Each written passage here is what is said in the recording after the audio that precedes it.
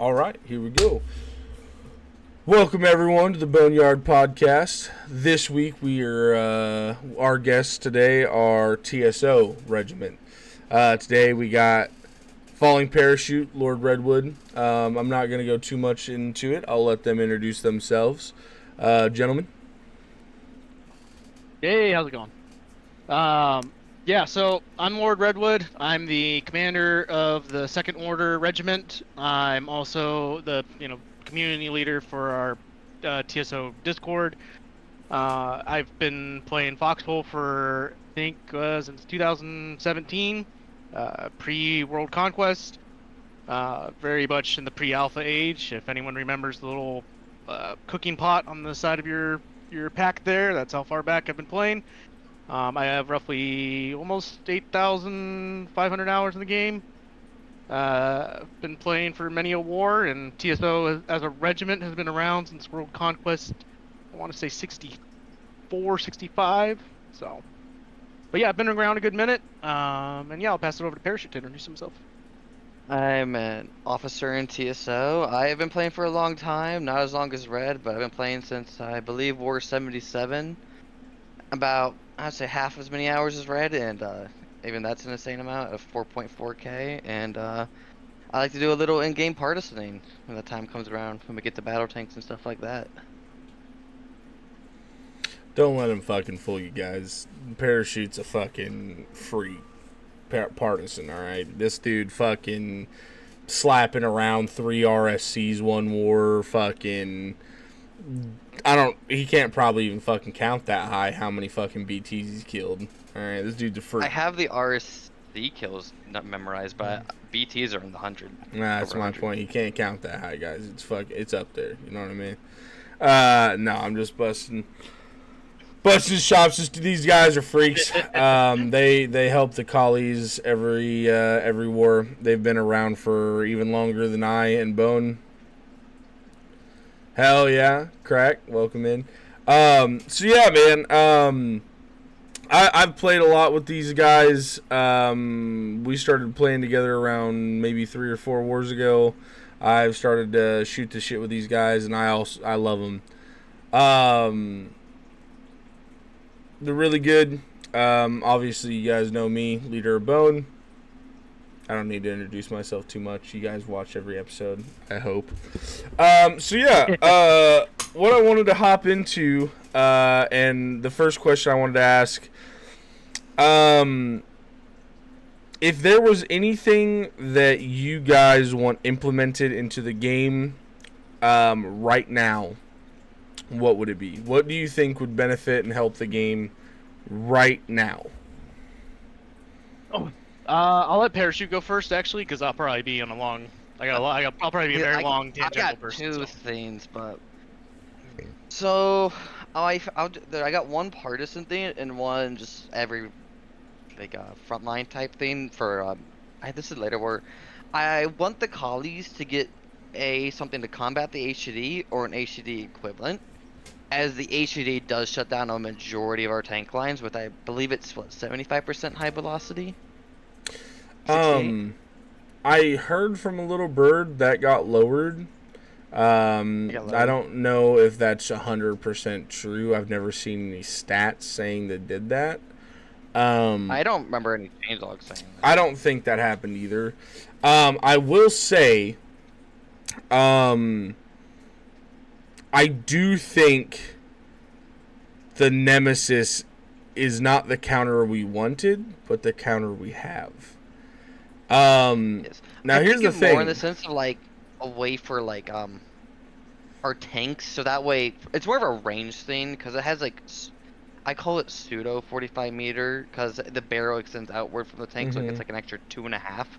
So it really sits around 42, 45 with 68 pen, and they can just dance that max range line to where our tanks can't really touch it. I think this is the majority of the problem. In my opinion, I don't feel like we have a potent anti-tank killer, and that's kind of what you're asking for here. I think there are things they can do right now to give us that. And I know when you look at like the Collie versus the Warden Arsenal, you see a lot of high velocities, especially in the HGD. The main two you're going to find is the HGD and the 68 Hivo push gun. And we really don't have any Hivo 68 at all. And to top that, a lot of our stuff is the same range, if not a little less range. And then that brings in, well, you guys have the LTD. I think one thing they could do to the LTD to make it feel a lot better, they've already done it with the Bloom stuff, making it a little bit better. Bloom, they made it to where it's the silver hand lower gun, so it's going to be a lot better to hit with this war. But I think something they could do to the LTD to give it that tank killer charm that we need it to be. I mean, dude, smack a 20% Hivo on the LTD. I think we could ball, dude. I mean, dude, the Nemi's also the Nemi's so potent. I mean, the Nemesis can kill everything, dude. The Nemesis can kill everything. Spathos are in a weird spot. They're still one of the best tanks, but it just doesn't have the same ring it used to.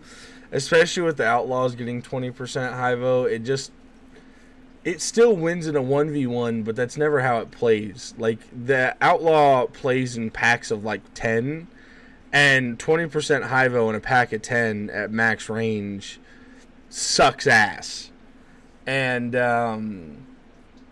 it's really hard to play against, and I feel like to bridge that gap, the easiest thing we can do is what we already had a while ago, which was you bitch smack an Outlaw with an LTD.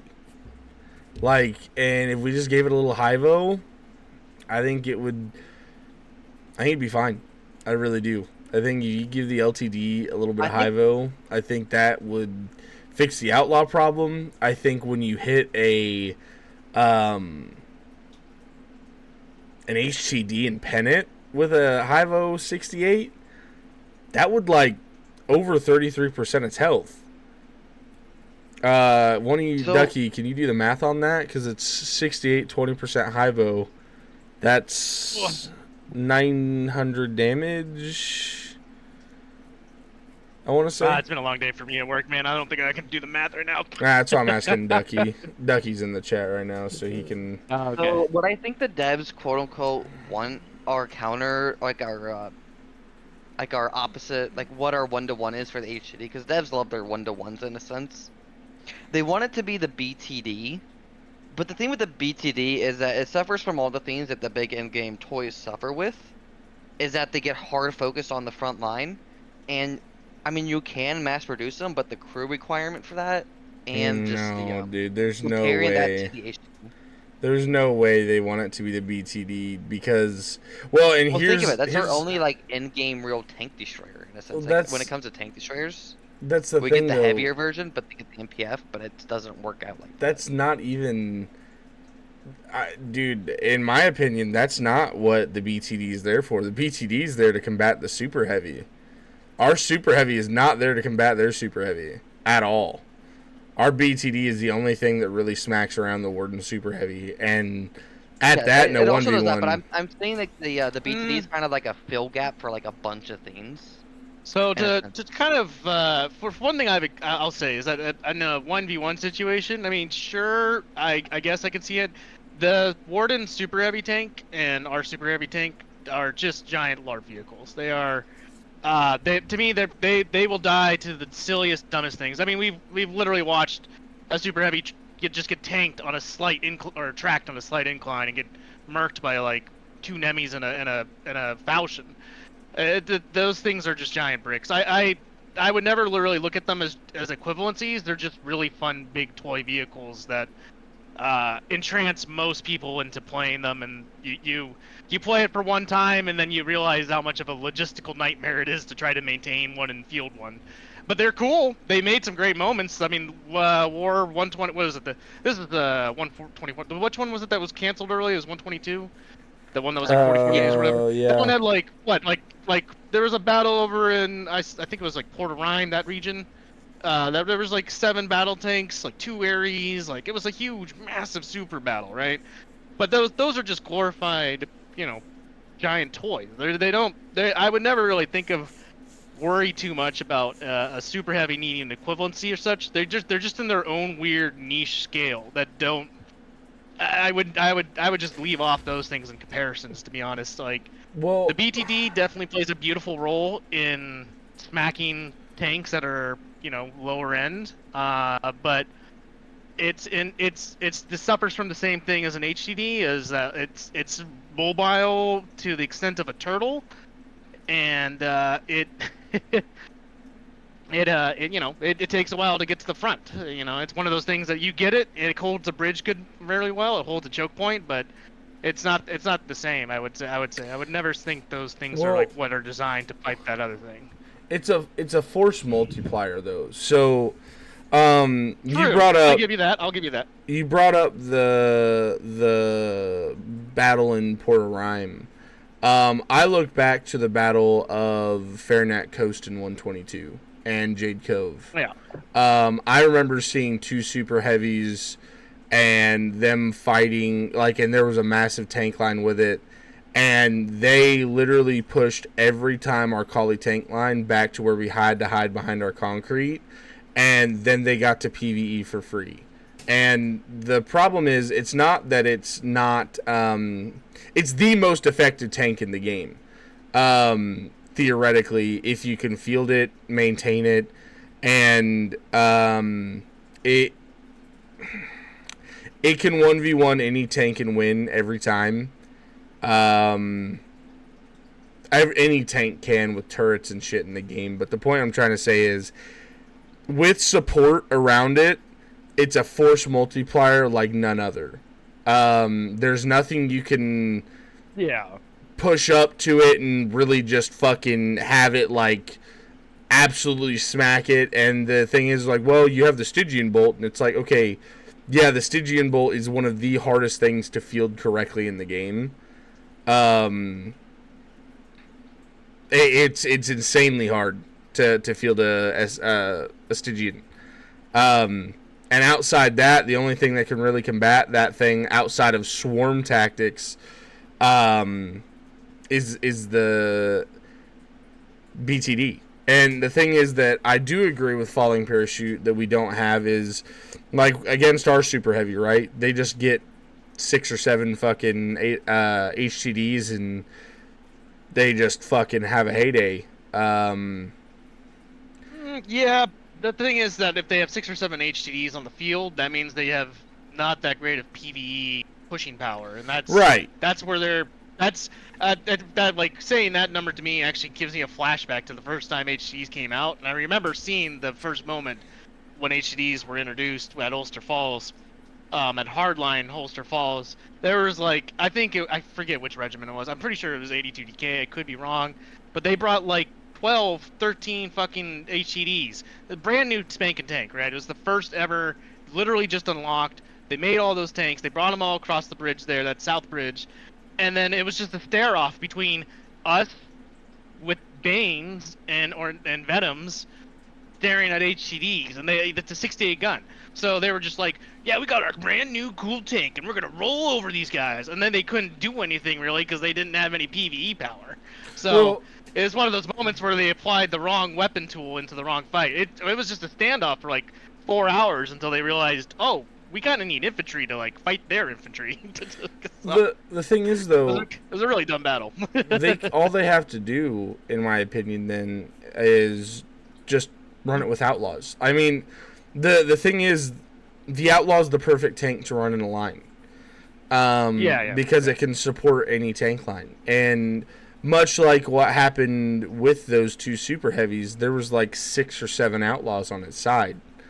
And then, obviously they had a plethora of other shit with it.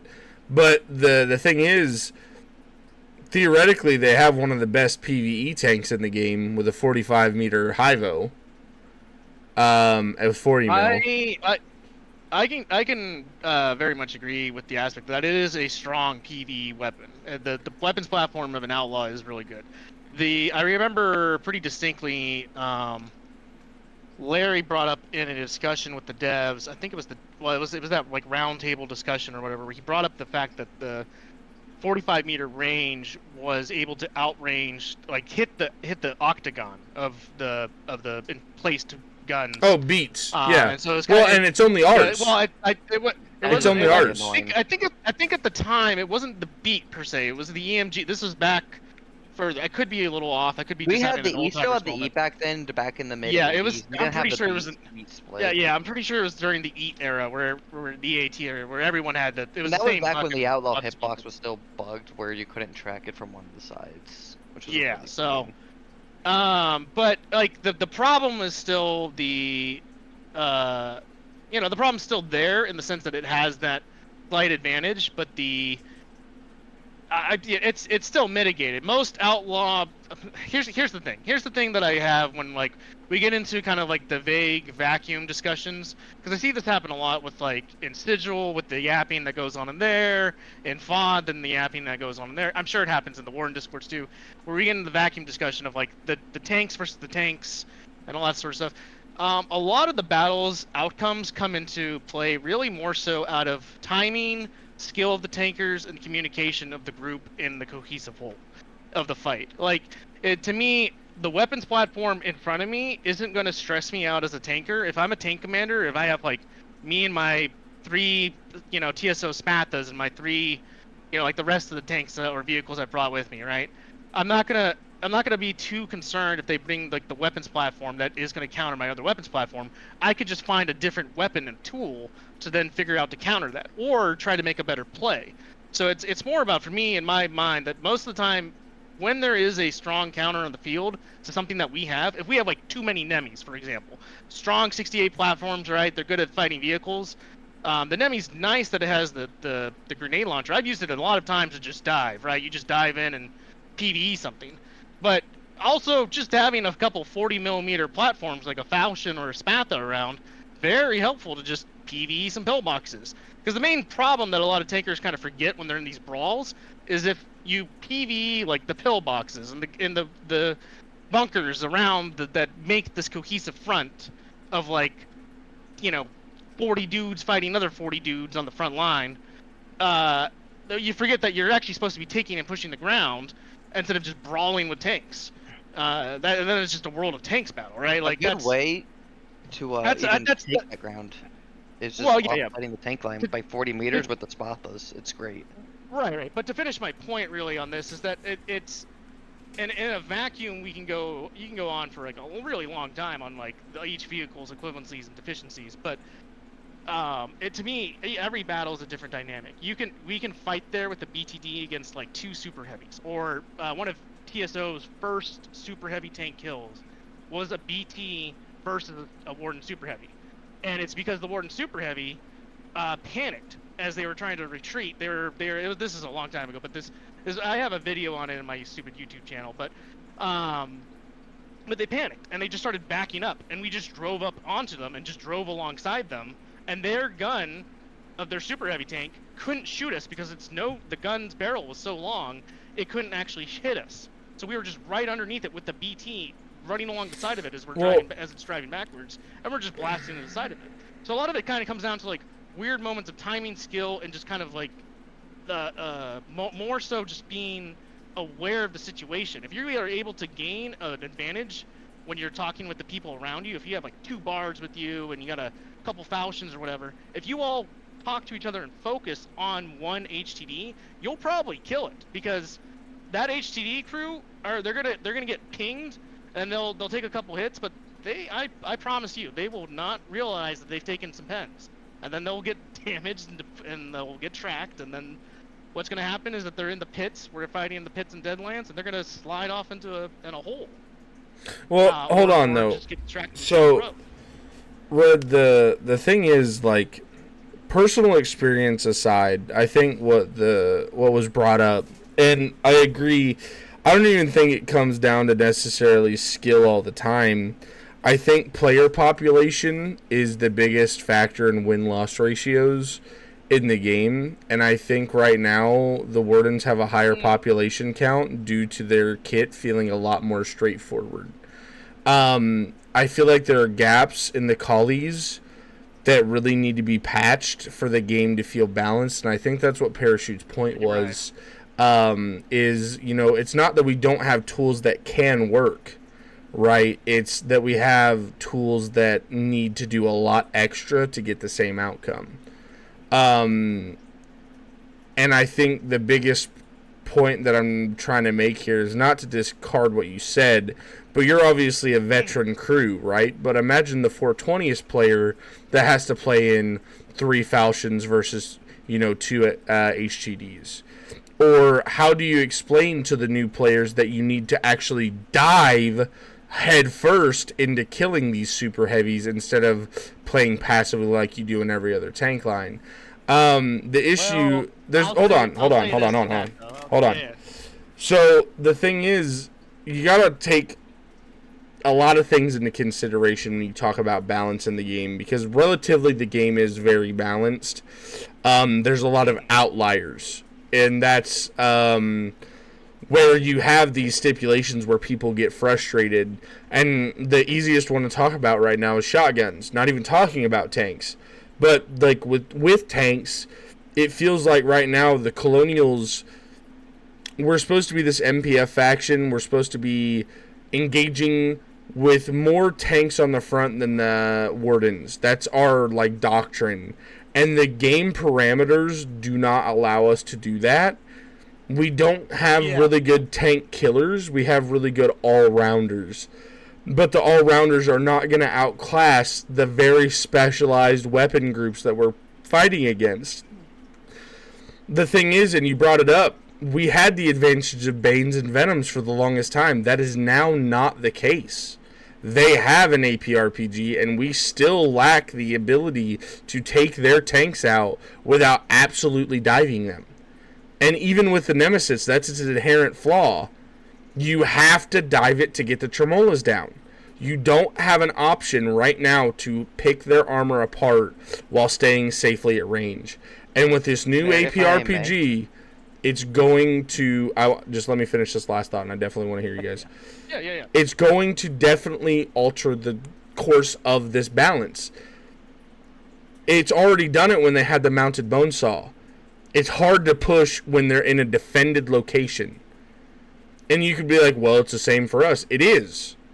But the deal is, they have a more potent poke when they come up with one shot than us. That's the inherent difference. Go ahead.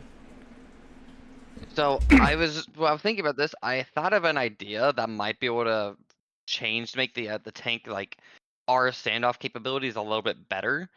And I feel like one of the best ways they could do this without introducing a whole new tank or chassis is just bump the Bardiche gun up to 40-meter range and fix the stability on the machine gun. I feel like that in itself changed nothing else about the Bardiche. I know they gave it a reload nerf. Don't undo that if you give it the 40-meter range. I feel like just that standoff range. Because the inherent problem with the Bardiche is that you have to get so close. So if they take some of that out and allow it to just brawl at range, I feel like that would help it a ton. That's been talked about a ton, and I agree. The 40-meter range would really help the Bardiche a lot. Because it's so... Its play is based on such a dive push, and it gets punished for playing the way it needs to play. It really struggles to get into that 35-meter range. And I agree. I think, and I've talked about this before on the podcast, I think a really easy way to help with the balance in this game is... Have you guys know what a pack puma is? Yeah. It's the 75 on a Puma. I know what it is, looks like. I just don't remember the exact caliber. It's a 75. 75. That thing's a minute some worth under. Yeah, and Love it's it. well, Love and the it. thing is, this would I'm gonna post an image in this chat. Do you guys know how to open the chat in this room? Yeah. So that's the War Thunder Pack Puma right there, and what I'm talking about, and that they could just do that for the Nemesis. Don't give it a 75, but just give it a Hyvo 68. literally smack the warden's For, like, the 45-meter HCD gun on Hy-V. an open voltage, yeah. Well, I was thinking the 40 or the warden's Hy-Vo push gun 68. Just slap that on top of the Nemi. I And would be fine then- if it was like a kickmate like that too, just like with that extra high B. That'd be fine. And I think if you give the collie something like that on the Nemesis chassis, you're rocking and rolling. Another thing I've thought of to help with this tank gap, which would feel really cool for the collies, give the Quadish a APRPG loadout. Let it equip APRPGs. Because if you had a Quadish, everyone loves the Quadish, but it's so... It's underutilized. It's so niche, though. It's very niche, and it struggles against tanks because it doesn't have... I mean, 4 RPGs head-on is not very great. I mean, side, you can really punish tanks, but... It's like the Brigand. It's like, are you really scared of 330 mil? No, not well, really. And here's the other thing, though. But you're deathly afraid of bone laws. You know? Dude, I love bone laws, dude. Bone laws are one of my favorite tanks to steal when I do partisan. If I'm stealing normal tanks, I steal 3 things: bone laws, outlaws, and HCDs. Yeah, I love those tanks. The bone law for the longest time. Sorry to interrupt you, Parachute. The bone law for the longest time was like shat on by a lot of, I don't know. It felt like for a long time. My perception is that the Warden side for a long time like shat on their existence. And to me, they're just such a beautiful alpha strike weapon platform. You just dive in, you can dump. Well, they buffed it. Mag dump. They buffed the shit out of it.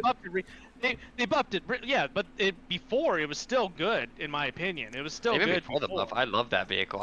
We stole one way back when, and we used it. We were killing BTs with it. There was 3 buffs that happened to it. So what we would do is we would sit behind the tank line, let them engage one sprawl, and then we would come in on the side and just alpha strike a tank mid engagement. And the thing is, it used to cost steel. Exactly what the Gallagher platforms are meant to be for. It doesn't Gallagher cost steel. Platforms are meant to be flankers.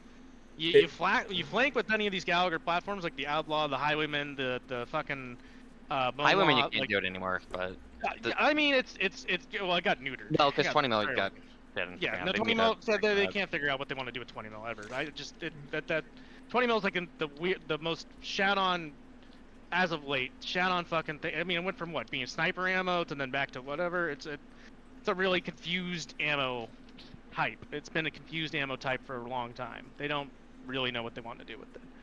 But anyway, sorry, Bear, go ahead. I was just saying, it doesn't cost steel anymore. They increased its fire rate, and they increased the ammo which it uses potency.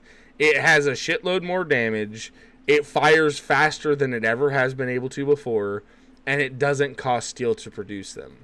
It can kill any tank outright faster than it can that other tank can retaliate. The only thing TTS time that could do it is a Talos, and with the Talos it has like a 0.3 second to hit that next shot before it dies. It's not going to ever do that. On the bone law. Well, of course. Bone law has a horrible turret percentage, but that's the only way you're going to kill it. But that's the thing. I guess, it's very Bone law strong. is probably one of the few tanks that I actually will play around in a sense when I'm in a tank. HCDs, I don't, unless there's like a fuck ton of them, I'll be like, okay, we're just going to be cautious with them. But a single bone law, I will play around that thing, because I just don't want to get alpha strike to hell. Yeah, I mean, they're really, and I feel like it's very potent. underused in that sense. Especially because it can do anti-infantry with that 7.92. It's not great. No, that's 12.7. Do it. No, it's 7.92. I think it's 12.7 on its main turret. I stole one like 4 wars ago, and it was 7.92. I had a tier 3 one, and it was great. But we didn't get that many kills because, you guessed it, we got alpha strike by a bone law. The Thorn Law is a sub-92 platform, but it's really nicely accurate too. Like, I mean, for a 792, it's more accurate than a goddamn armored car. It's really funny. But, so the lower left of the whole it's more because I control burst. So, but you know, it's it's got at least the ability to shoot infantry, which is something that like weirdly, any tank from fucking World War One, World War Two era started slapping on guns to shoot infantry with, right? Like it's one of those weird things where it's just like, huh, why do a lot of these tanks just lack the ability to shoot an infantry easily? But for us at least, but If you wanna, there's actually a funny defect with the bone law is that where the whole machine gun usually goes on the normal bolt. I know that's on the right. There's that little bulge thing on the left side of the tank. I think it's like the driver's hatch. I don't remember, but it actually the 7.92 can't actually shoot over that. So there's a little blind spot on the front left of the tank for the machine gun, and it's really funny. yeah, it's one of those like weird hitbox moments that happens, and I do recall what was it? It was the war. It was like 7 wars ago when we briefly went warden for a war.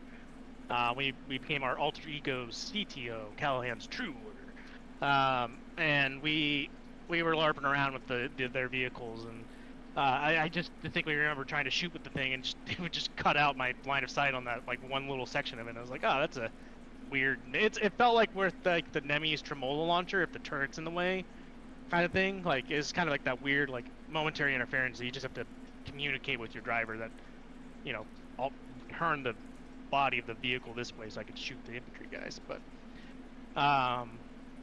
I think Bear, though, to your original question way early on of like the two things to adjust with the game, and we kind of highlighted two of those areas that I genuinely feel is kind of a big detriment to this game overall.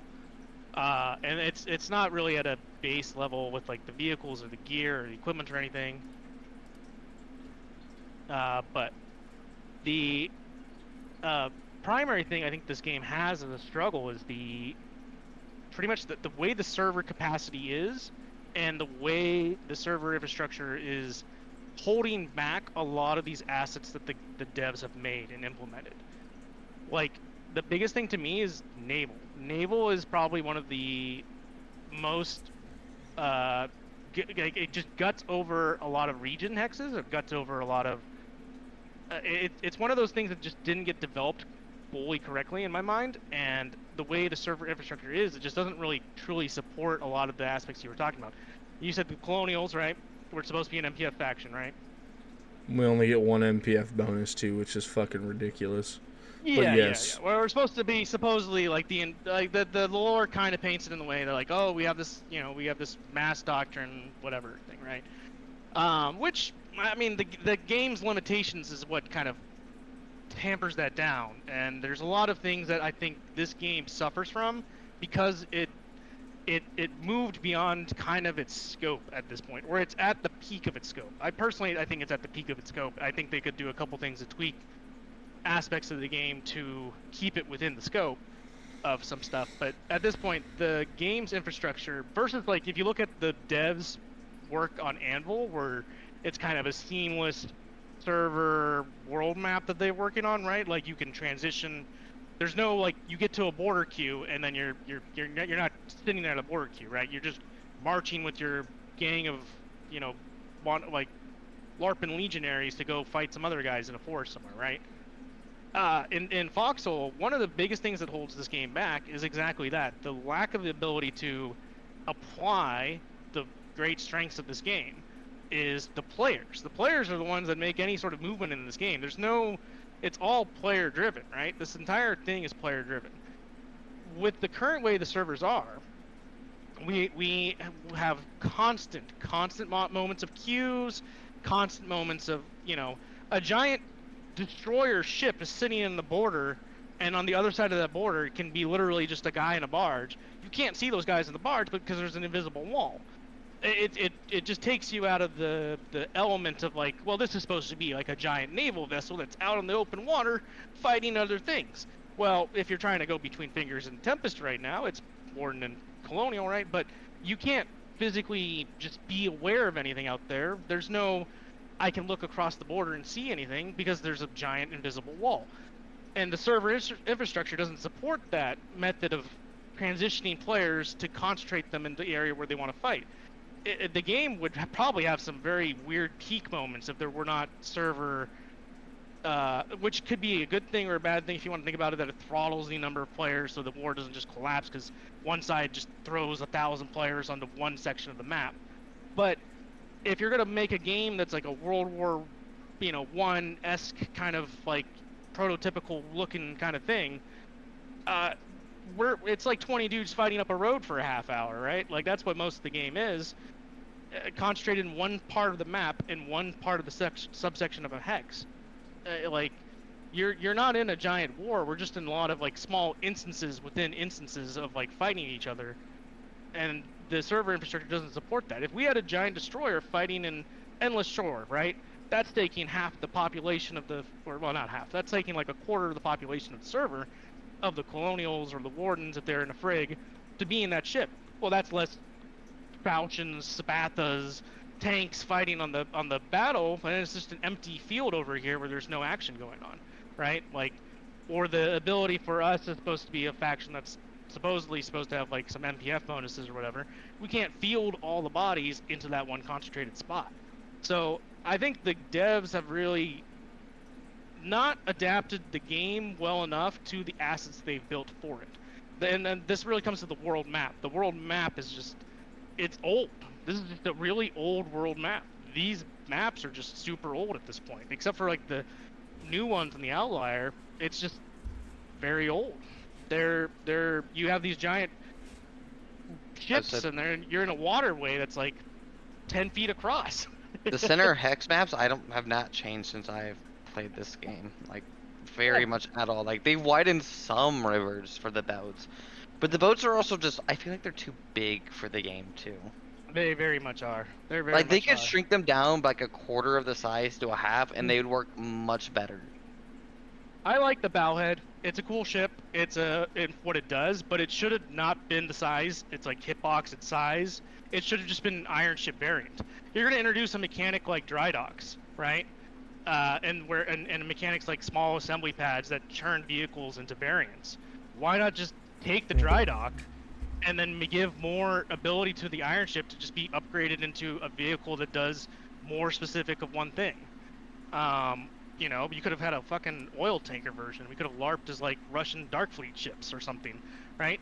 Like the scale of everything is just like it's like they decided to go like full max. Like we're gonna have the giant big ass battleship, and it's just gonna float there at the borders, just waiting to cross because there's 50 other gooners on a bridge fight they're gonna just be lemurs, right?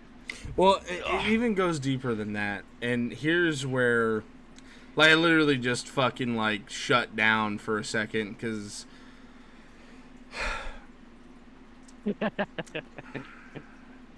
Here's the inevitable little thing that's going on here. I think a lot of people are a little kid with a lollipop or a little ice cream cone, right? And they're just, licking the ice cream cone and everything's good. And then you have this big, ballic, fucking massive man walking down the fucking road. And he's just crushing the fucking cement as he walks, the fucking slow churn, right? The game's fucking bad as it is, and air's fucking coming. Dude, it's gonna be a shit show. Like, people are thinking this is gonna be awesome, and I'm like, I literally don't think you fucking understand. If you think it's bad immersion for a goddamn boat to sit at the hex border, wait until you have a fucking bomber sitting there for 30 minutes wasting half of its fuel load fucking flying into a wall.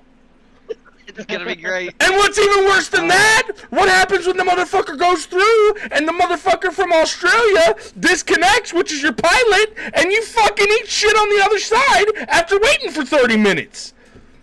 I hope your parachute. What are you gonna do there? Oh god, I know, but I mean, people aren't thinking of this shit. Let me jump out of a plane without a parachute, like with my parachute. I'm gonna be so disappointed. Well, we already know parachutes are in the game. Like, we already saw it in the dev trailer. Like, there are. Like, Bear, I wanna be able to jump out of a plane and my parachute not work, just for the game. That way he can live up. A to 1 in 100,000 name, or a 1 in 100,000 chance that your fucking chute doesn't pull. That would be No, it hilarious. should be increased with mine because of my name. Change my mind. Now, what would be funny is if they made it asymmetrical so that, like, colonial parachutes, you could MPF them, you get a bonus to making them, but then they have, like, a 10% chance more of failing. Well, here's... That would be peak dev joke laugh at us at this point, dude. You know something... I say that with all the much more sincerity of just, like, it would be funny as fuck. Here's something I've thought of that you guys talked about a lot in here, and what you said really hit home with what I've talked about in the past. They sell a war that is all incisive, it's a massive war, when really you're a cog in a machine at a certain instance, which would be like a reflection of a war story, right? So you have okay, I'm going to explain what I'm saying, and then I'm going to give you the vision that I have. Yeah. So what you talked about earlier was you are in an instance in the game, and you were fighting in the same theoretical 50 fucking meters all day long until something breaks. The idea with this is it's cool, and they could fucking really dive into that aspect, and this is where I think the game should go in its path, rather than trying to make it sound better than it is, because it's not. The game is, you're fighting from town to town, bunker to bunker. They should focus on that exact gameplay. I think what would make the game feel better, but make a lot of people mad, and for the betterment of health of the game, is to make things more scarce. Make the MPF faction feel like it's worth something. We have no better value than the Wardens right now. In our tanks, in our equipment, in any facet of the game, we're almost the exact same. Outside one crate of tanks, which is 5 instead of 3. If you made the game to where a crate of tanks took you like a week to make, and if your tank dies, it would be like a big like in a front, it would be a really big fucking deal. The other thing that's unrealistic is how many sticky grenades there are. I think it's really cool that they introduced the flask. I think it'd be cool to introduce Molotovs for the collies as the counter to the flask. It would be different but fair. Theirs is more anti-vehicle purposed. Ours is more anti-structure purposed, but can be used, and I think... let me go into the vision. I don't need to talk about balance or ideas. The idea would be really fucking cool. Let's say you're on a front, right? How many fucking shirts get churned out in a fucking Mammon Rush day on the front? Depending on the front, you're talking about 1,000 plus, thousands. easily in 10 hours. Right? So it's just a dime a dozen. Your life didn't matter. Your life doesn't matter. And at the point right now, your life doesn't matter at all. Your kit doesn't matter. Your life doesn't matter. You are literally just like meant to go run up, die 100,000 times, and that's just a part of the gameplay loop, which is a charm of the game, but also fucking not really that enticing for newer players to be like, dude, grab a Mammon, we're gonna go suicide rush. You might be the first one that gets shot, and then you just wasted 45 seconds of your life grabbing 3 Mammons and listening to this Colonel. But the Colonel, his idea is to go break the fucking 3x1 to go kill the bunker. But for the newer player, that dude was a dipshit. He just made me go fucking die for no reason. Vision I have is this, and I talked about this with Taco. This might have been 4 or 5 podcasts ago, but imagine you're on the front, okay? Imagine you're on the front, and there's a snowstorm kicking up, okay? You're in your summer, your kit that you spawned in with.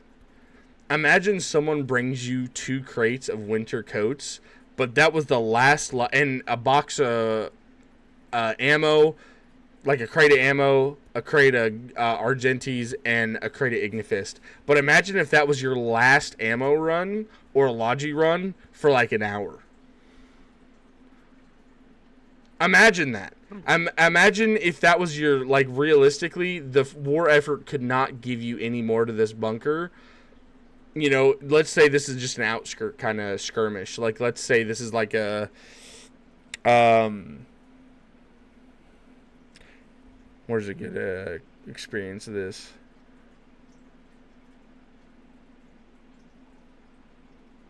Either way, just envision this is an outskirt battle. This is not like a main, or this could be a main front line, but there's a snowstorm, right? And there's not a lot of action going on between sides. Imagine if there was only, per front, there was 500 shirts in the fucking bin up there in your bunker, and you're on a massive front line. And that's like the only shirts you're going to get for a few hours. Imagine if you had to actually make rifles. You wanted to get your buddy's rifle out because you're not going to get another one and his ammo.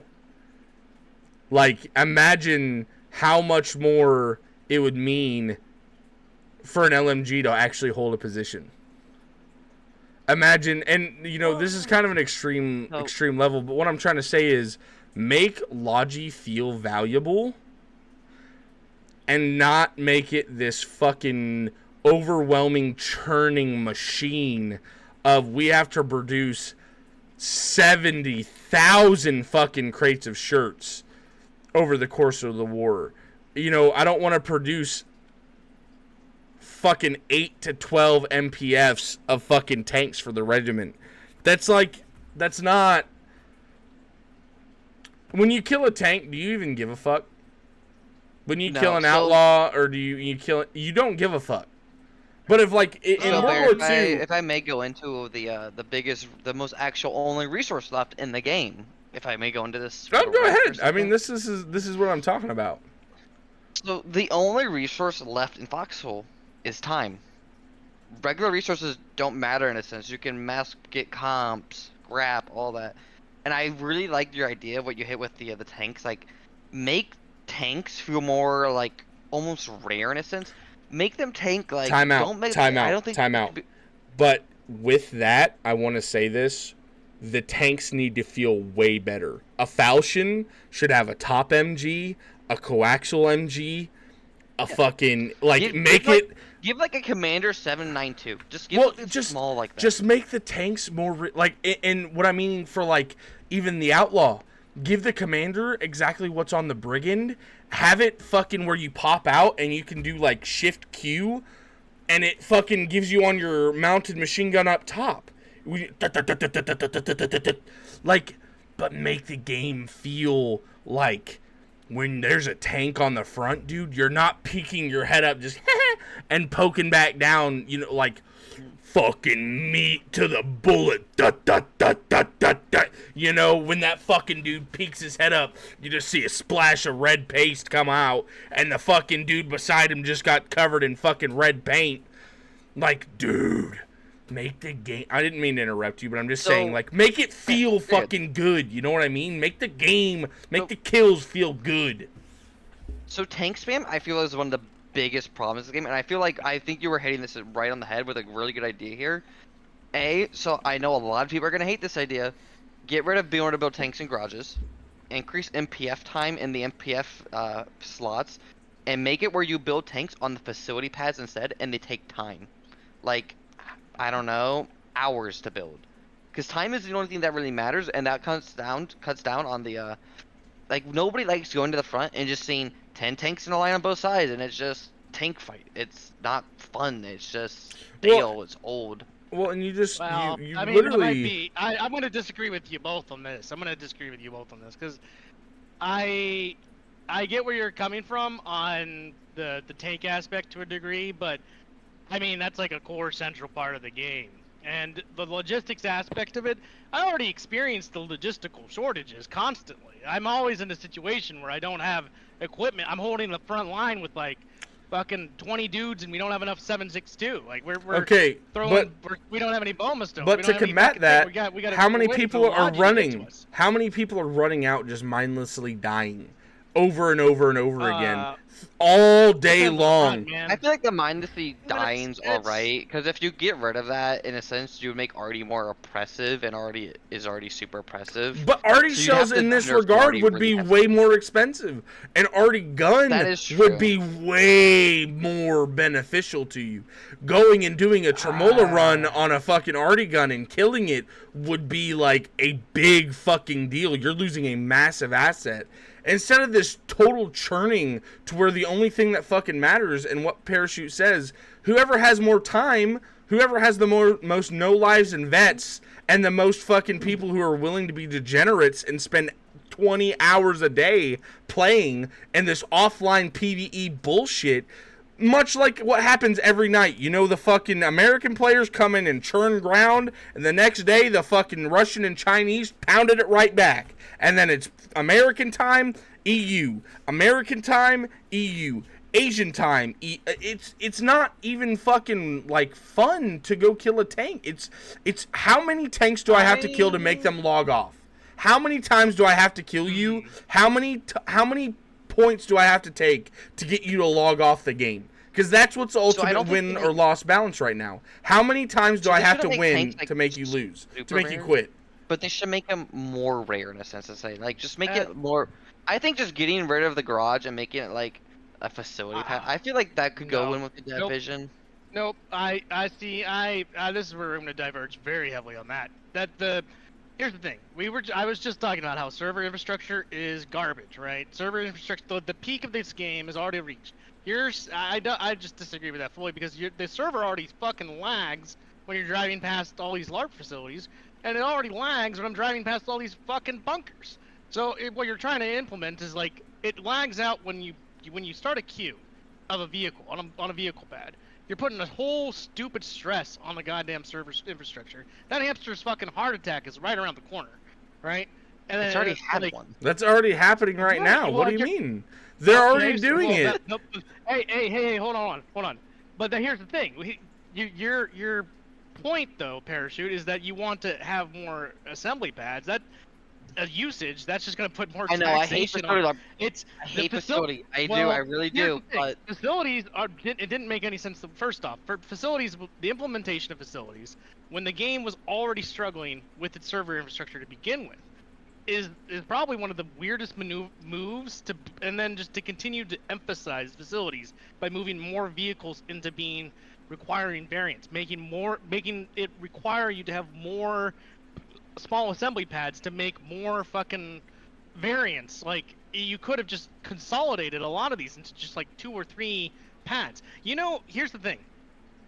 Most of these facility pads, and sure, maybe your idea would make them have more activity, 90% of these facility pads around the fucking map, then both sides of the faction, are sitting idle. All right? Most facilities are sitting idle because it's like you said, Bear. Most of these facilities are being ran by one time zone typically, right? One time zone's typically working. It's just a giant asset that's just sitting here with this fucking fuck off parking lot with a bunch of buildings on it, looking like some fucking Detroit slum that got ran out of fucking town because their fucking shit got exported overseas. That's what half these fucking infrastructure looks like. So the whole server's just like dogged down, and then you sit here in Umbral Wildwood going like, why? I mean, Umbral Wildwood's its own unique choice. I'll use a different choice. It's Umbral lag, but that place has always been a shit show. Yeah, but you're sitting here in a hex and you're just lagging out because there's 5 fucking BTs on a pad being cooked out. But hold on though. Like hold on. But to combat what you're saying, there's not going to be 30 fucking tanks fighting in hexes, putting fucking inventories on the ground. You're not gonna have the fucking all the tanks with all their armor having different fucking depreciation values trying to render in at the same time. Right. You're gonna cut a lot of that cost down on server infrastructure, and also you're only looking at the tank aspect of the game. I'm talking about making logistic, but that's all you said in that whole thing was tanks on pads. No. Well, that's because we were talking about tanks on pads, and I'll counter your point on that. If look around the map right now, how many? And this is actually really important to my original point about the server. We've reached a kind of the peak of things, right? How many actual world asset factories, not facilities, but the factories that are found inside in like Logi towns. How many of those are sitting at 6 Qs? Tell me. If you look around the map right now, or in any previous war for a while now, there are only a few spots where those are ever concentrated where there might be a 6 Q going on, right?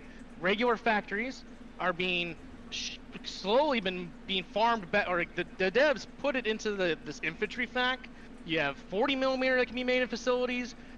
It's there's so much, like it goes to the point of the original point of like you have an over plethora of things, right? You want scarcity, but there's no means to be scarce in this game. You reach a critical mass point because the game is trying to emulate a fucking industrialized World War I total war economic simulator, but also on this fucking anarcho-capitalistic mindset because every asshole decides that they need to be a facility person because they want someone to come use their public pad or public thing, right? The key thing to me is that if you want to try to make something scarce, it already exists. It's because there's 100 players right now who are just wandering around in their little facilities in the back lines, not really doing anything contributing to the war, that might do one thing one time. Someone shows up to make one stupid fucking tank variant at their stupid pad and then drive off and then they don't be used again, right? I think the real thing is that they need to cut down on these assets, that we don't need all these assets that exist. Well, it can play hand in hand. I would like, consolidate. why would you fight the point that we're trying to make when it can go hand in hand? What we're saying is these things. Here. That's why I'm fighting the point. But what I'm discussion here. That's why Red's angry because yesterday he was doing trains and facility LARP was fucking. Nope. Hold on, time out. Just stop. Relax. My point being, this would go cross board. You wouldn't have as much scrap for everyone to make their own buildings. The game would force people to work together, or you would have continuous failing situations. I think the devs also need to implement a new way of in-game communication to help with facilities, so that way it was like a ticket-based system, so that way people can order in-game. Because a lot of it's done through Discord, and a lot of these solo and new players do not have access to those Discords. And I feel like it hurts the game tremendously in the sense that the in-game communication system is just not good and needs revamped. I want to jump off of that actually, Parachute, with your point there, because this is something that I've talked about at length with a couple other TSO folks and you too, Parachute, about this. But that is probably one of the key things about this game that probably drives me the most, utmost annoyed with in this game. The fact that this is a MMORPG, right? Or not RPG. I mean, sorry, fuck it. This is an MMO in a sense, right? It has like the least amount of fucking MMO UI interaction, like availability to it whatsoever. Like, there's not really a whole lot. F1 menu for a regiment. I have no means to communicate to anyone in my regiment outside of aside from like if they happen to be online, right? There's no way to like communicate to them in game like a guild system in any other MMO. Of this unique weirdness of Foxhole being like a niche game, the MMO aspect of it is severely lacking. Like there's no means, like Parachute's right in the aspect that you can have a fucking marketplace fucking thing that you open up instead of in-game ticket system like Discord has. The map hosts. That's the key thing. The map hosts, like the map hosts on the map, right? You have the facility map post now, the lodging map post, right? But those just get eaten alive by the server. You try to put a map post up, it just gets disappeared into the void. It's not a good system. It's a pretty it's beyond half-baked. It's like, it's still just dough.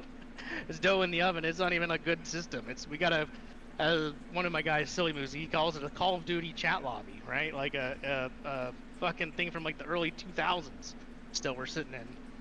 And that's just, they've wed themselves to Vivox, and they haven't really figured out a way to, like, I don't know, implement a better UI system for an MMO interaction. So I think that would be tremendously powerful to implement something that would allow you to be able to make those modulars. If you want a scarcity like you're asking for, proposing here, right? Then you would need to have a lot more means of communication in game. Like everything takes place through Discord, right? And not like you spend 50% of your gameplay time now sitting in Discord chats trying to figure out how to ask someone to make a thing for you, right? Because Yahoo's offline in some other time zone. Unless you're in a coalition that has multiple regiments in different time zones, you're kind of like in this weird spot where you have to like go beyond your means outside of the game to find a way to communicate to this person to use stuff at their facility, right? Which already creates some weird bottleneck communication issues in terms of slowing down logistics. If I wanted to use someone's facility to make some vehicles, I can't talk to them. I don't want to make a diplomatic incident with them, right? Because they're just going to be like, well, it's our private facility. You can't use our stuff, right? Like, there's no, like, means in the game to communicate that stuff. That's, I think, one of the big aspects of this game that just lacks. It's just a MMO UI in any way, shape, or form.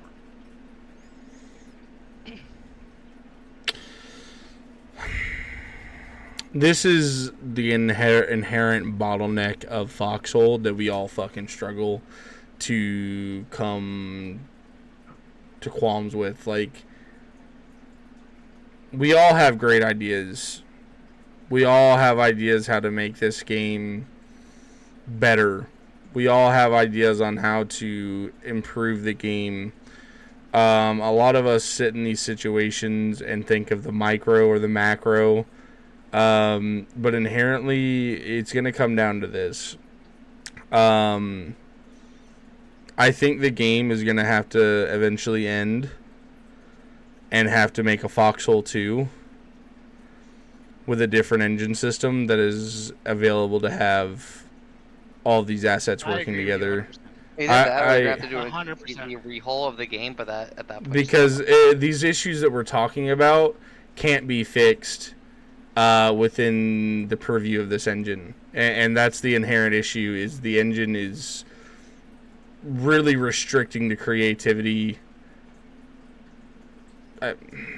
I like, this is where I feel for the devs, because a lot of these issues that we get so fucking mad at, like, let's be honest, Redwood, how are they supposed to fix the fucking hexes? Hexes are an integral part of the fucking game.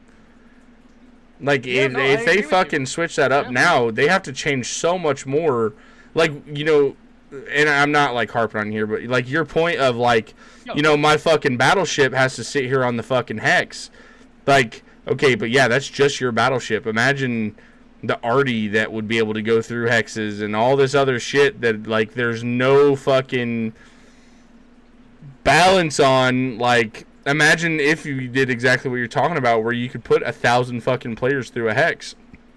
Like, a lot of these things are in the game, and that's the core balance that we've come to know and expect. And, like, we don't even know, what's the saying? A devil you know is, or a devil you don't know is better than a devil you do, or some shit like that.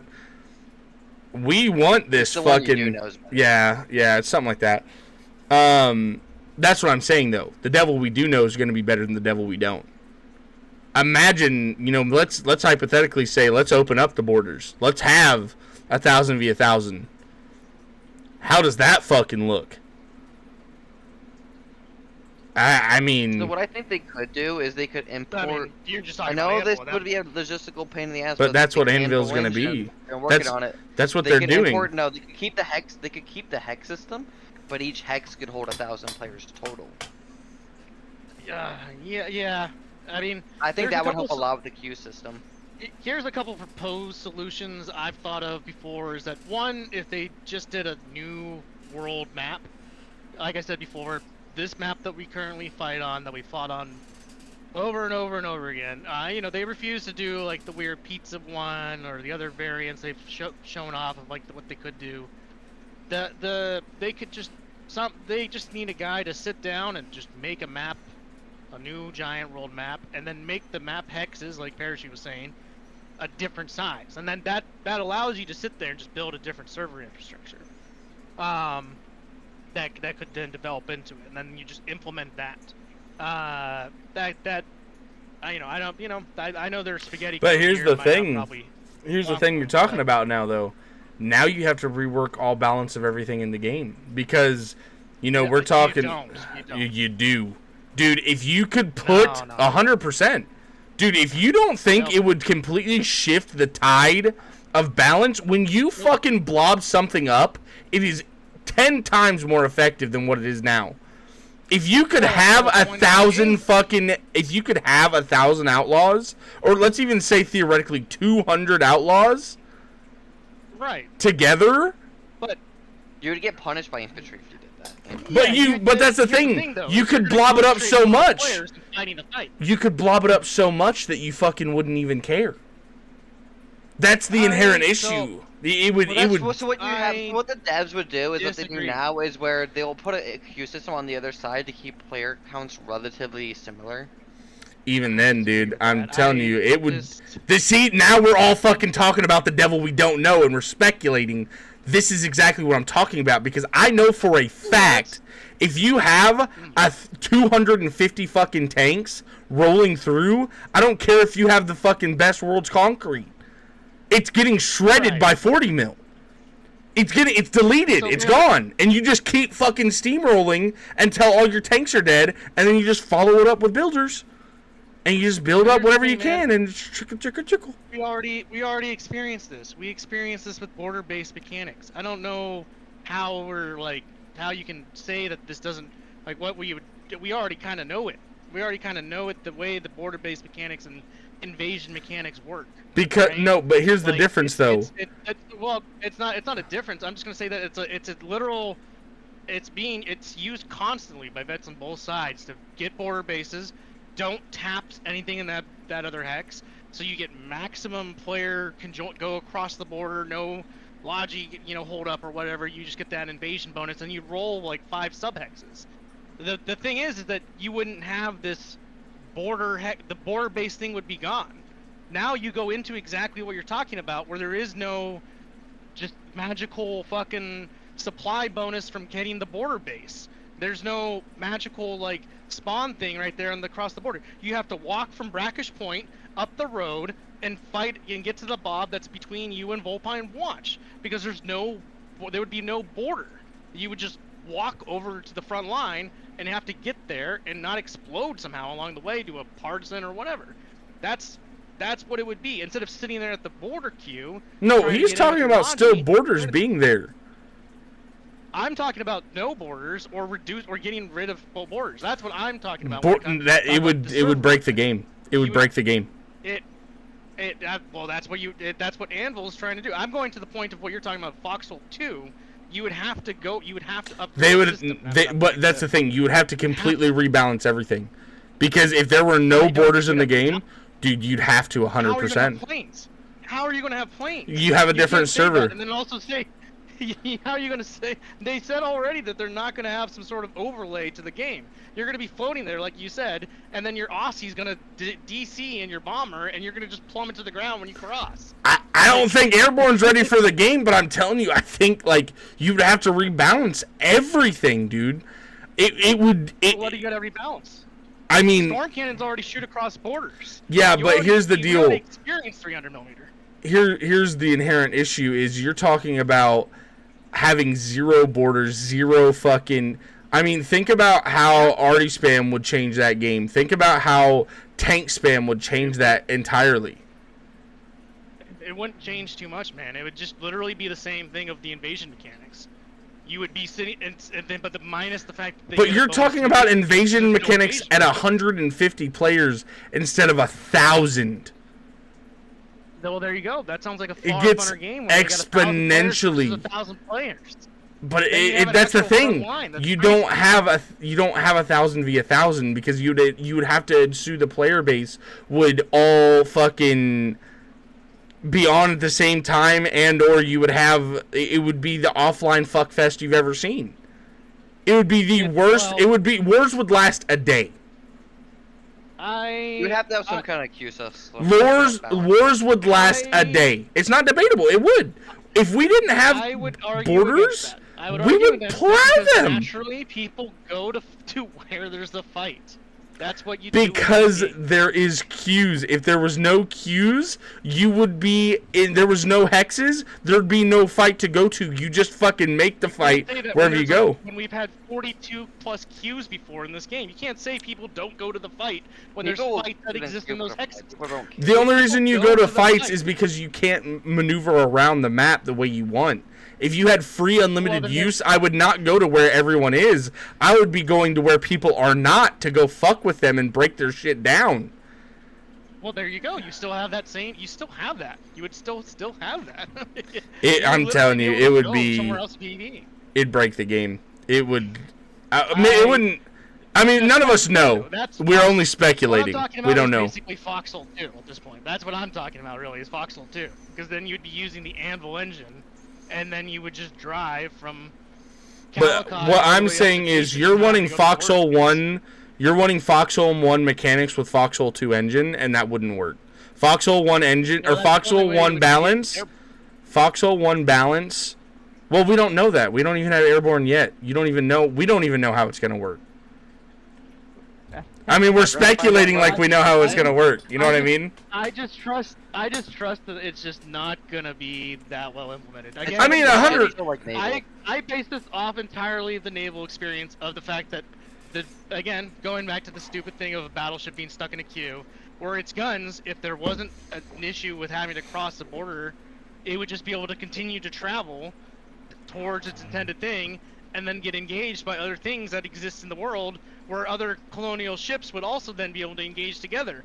And then you can have actual fleet actions instead of just how many people managed to get their ships inside the queue before they got there, right? Like, you know, you're telling me that it would be crazy to implement something like this, but at the same time, you would then get actual naval actions that are seamless out there in the water.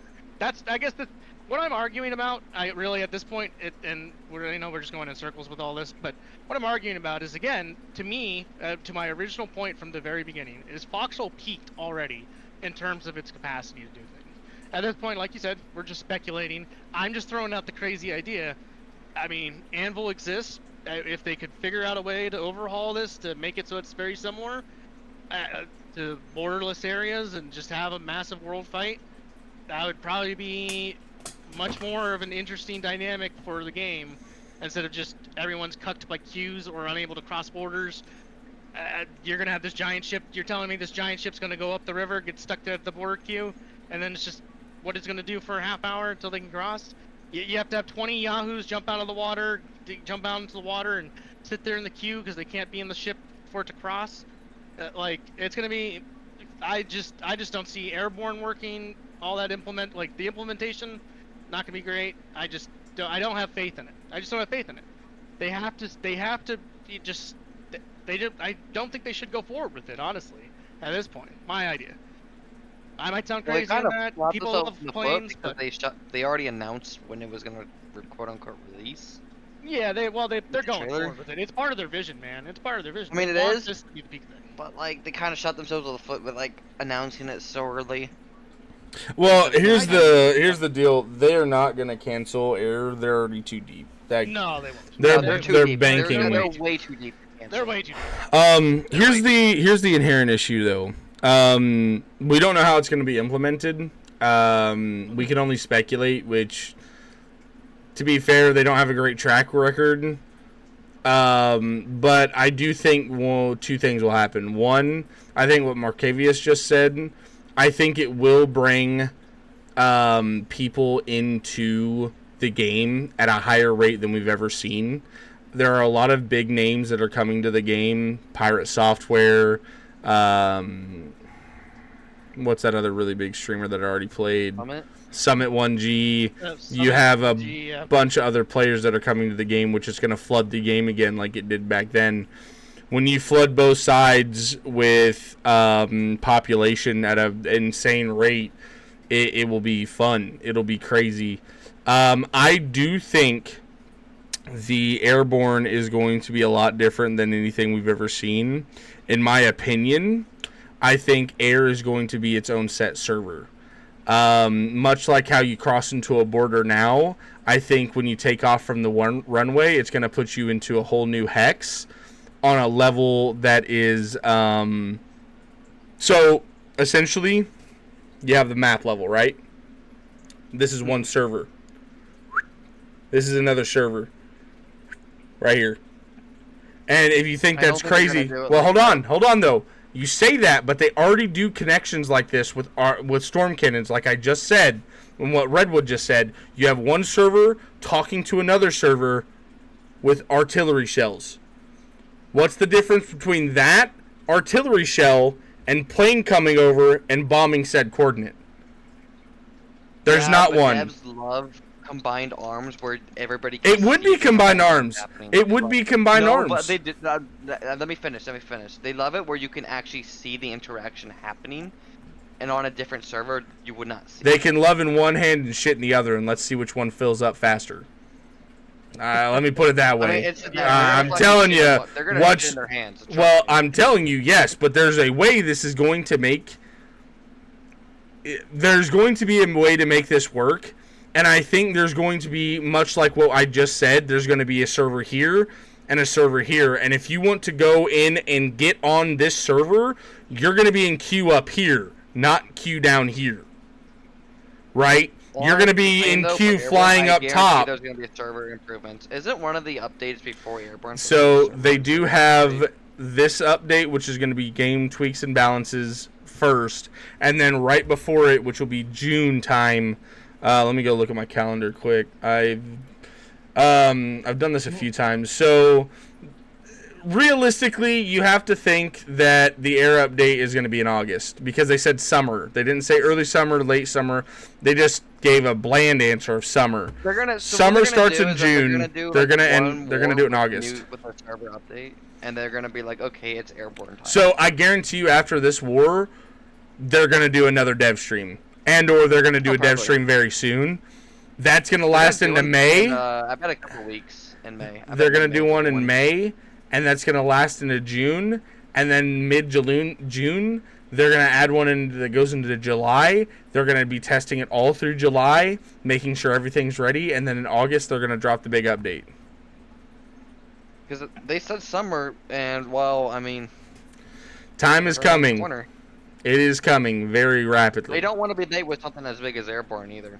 They're not going to want to be. Well... Yeah, I just know that we're gonna get shorted on one another war, I'm sure, because they're gonna want to update it. You know, all I want is not to get another partisan nerf. That's all I want at this point. I'm gonna be honest. So a partisan nerf? I don't want any more partisan nerfs. All we get is nerfs. It's annoying. Well, because you fucking kill weeks worth of work for fucking being good at the game. You make people quit the game inherently. I know the game better than majority but here's of the people deal. In this game and know how AI works and know That's the point, though. You are good at the game and you're really fucking good at it, but you make people quit the game, so the devs don't give a fuck about your opinion because you're making people stop playing their game for your benefit and fun. We get nerfed like 4 or 5 wars in a row. I mean, dude, I'm sitting at 64 total RC. But you make people quit the game outright single-handedly. Yeah, I've done that. I've seen people completely just give up on the facility after I've hit it. Exactly my point. So I don't think that or anything should be better for partisans. I think anything in the game should be anti-partisan. No, Bert, I don't want to buff. I just don't want another fucking nerf. Because we've got a nerf. Stop killing shit so effectively then! I'm sorry, I'm so efficient, okay? It's not. Well, fucking quit! If you don't want to fucking nerf, you don't fucking show your Achilles heel. All I want to do at this point is get to 100 total RSC kills. Okay, that's it. I will want to bring up a point on that, and this is gonna suck for Parachute when I say this, but they really do need to do something about large value toy assets in this game. That are. I think BTs should go. BTs should go in storage depots. Change my mind. Vetted vehicles should go in storage depots. Right. I'm going to agree with you and disagree at the same time. So, at this point in the game, they inherently refuse to make industry, like the industry tech in most towns, matter. And they really should just implement another world structure. There's only a few of them, like the MPF. There are a rare number of them, but it's basically like a storage depot. It functions the same way, but it's only for those super big vehicles. You're not gonna like what I say. Assets. And, well, I mean, yeah. Well, give me 1 second. Oh, go ahead. But because here's the thing, the game, and this goes to a point the parachute said earlier, is that time is like the only thing that matters. And you guys were like, oh, well, Logi should be more difficult. You know, Logi's already a pain in the ass, and there's already a few number of Logi players in the game, and there's already a big time sink that goes into doing any of the logistics, right? I personally think that anyone that takes so much time to make a stupid giant Ares or stupid battle tank or a fucking SPG or whatever toy, or that they should have the ability to store it in a world structure. Now, here's the thing: city gets tapped, the storage depot is gone, or the super storage depot was gone. And I agree with you; it might be easier to just do it with the regular storage depot, right? But you don't have to sit there and worry about some way to kill those vehicles though when they're not on the front line. Change my mind. No. At this point, dude, here's the thing.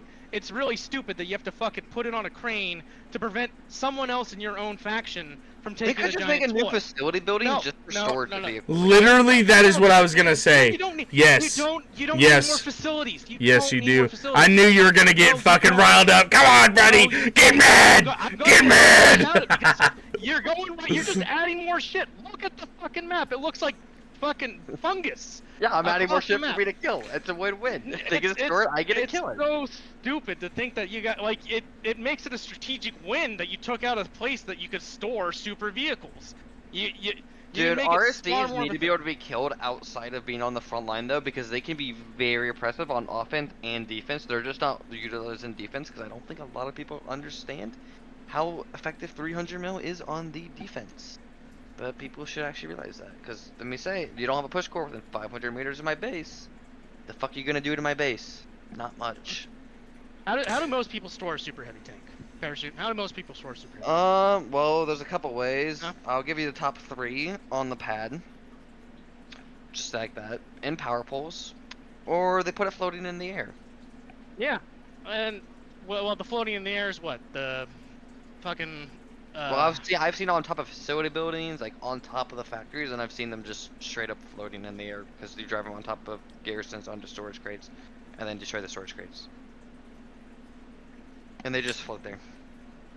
And it's really dumb. It's super dumb. It's super dumb, and so here, not to diss on the fact that you have a super cool kill count, but again, the aspect of this game is that the game does not respect anyone's time. The devs made it inherently painful. I will say, Partisan is very time intensive, and a lot of people do not realize just how big the time it is. It is. But okay. Here's the thing. But here's the deal. You have to admit, I'm like the top. Maybe you have to commit. I'm not even. I'm like the top 1% of the partisan. A lot of partisans don't kill anywhere near. But the game's incentive is to not make any player better than the other, in the fact that you were just another cog in the machine, and one player should not have that much impact on the war. Like, inherently, if you think one fucking paratrooper in World War II single-handedly fucking killed, like, that much shit, like, this is what I'm trying to say. Nope. Imagine a paratrooper going and killing a Gustav cannon. Imagine one dude every single world conflict going and killing something as fucking good as a Gustav cannon. That wouldn't happen because partisaning, there's a lot of experience that you have to know. You have to know routing, how to get into bases, how to kill stuff, QRF times. There's a lot of factors that go into it that people just do not understand. Do you know what Skynet? You know what Skynet? Yeah, I know all that stuff. There's a bunch of like third-party things to just personally hunt down and track partisans when they're online, when they're in hexes, where they're going, what their possible targets will be.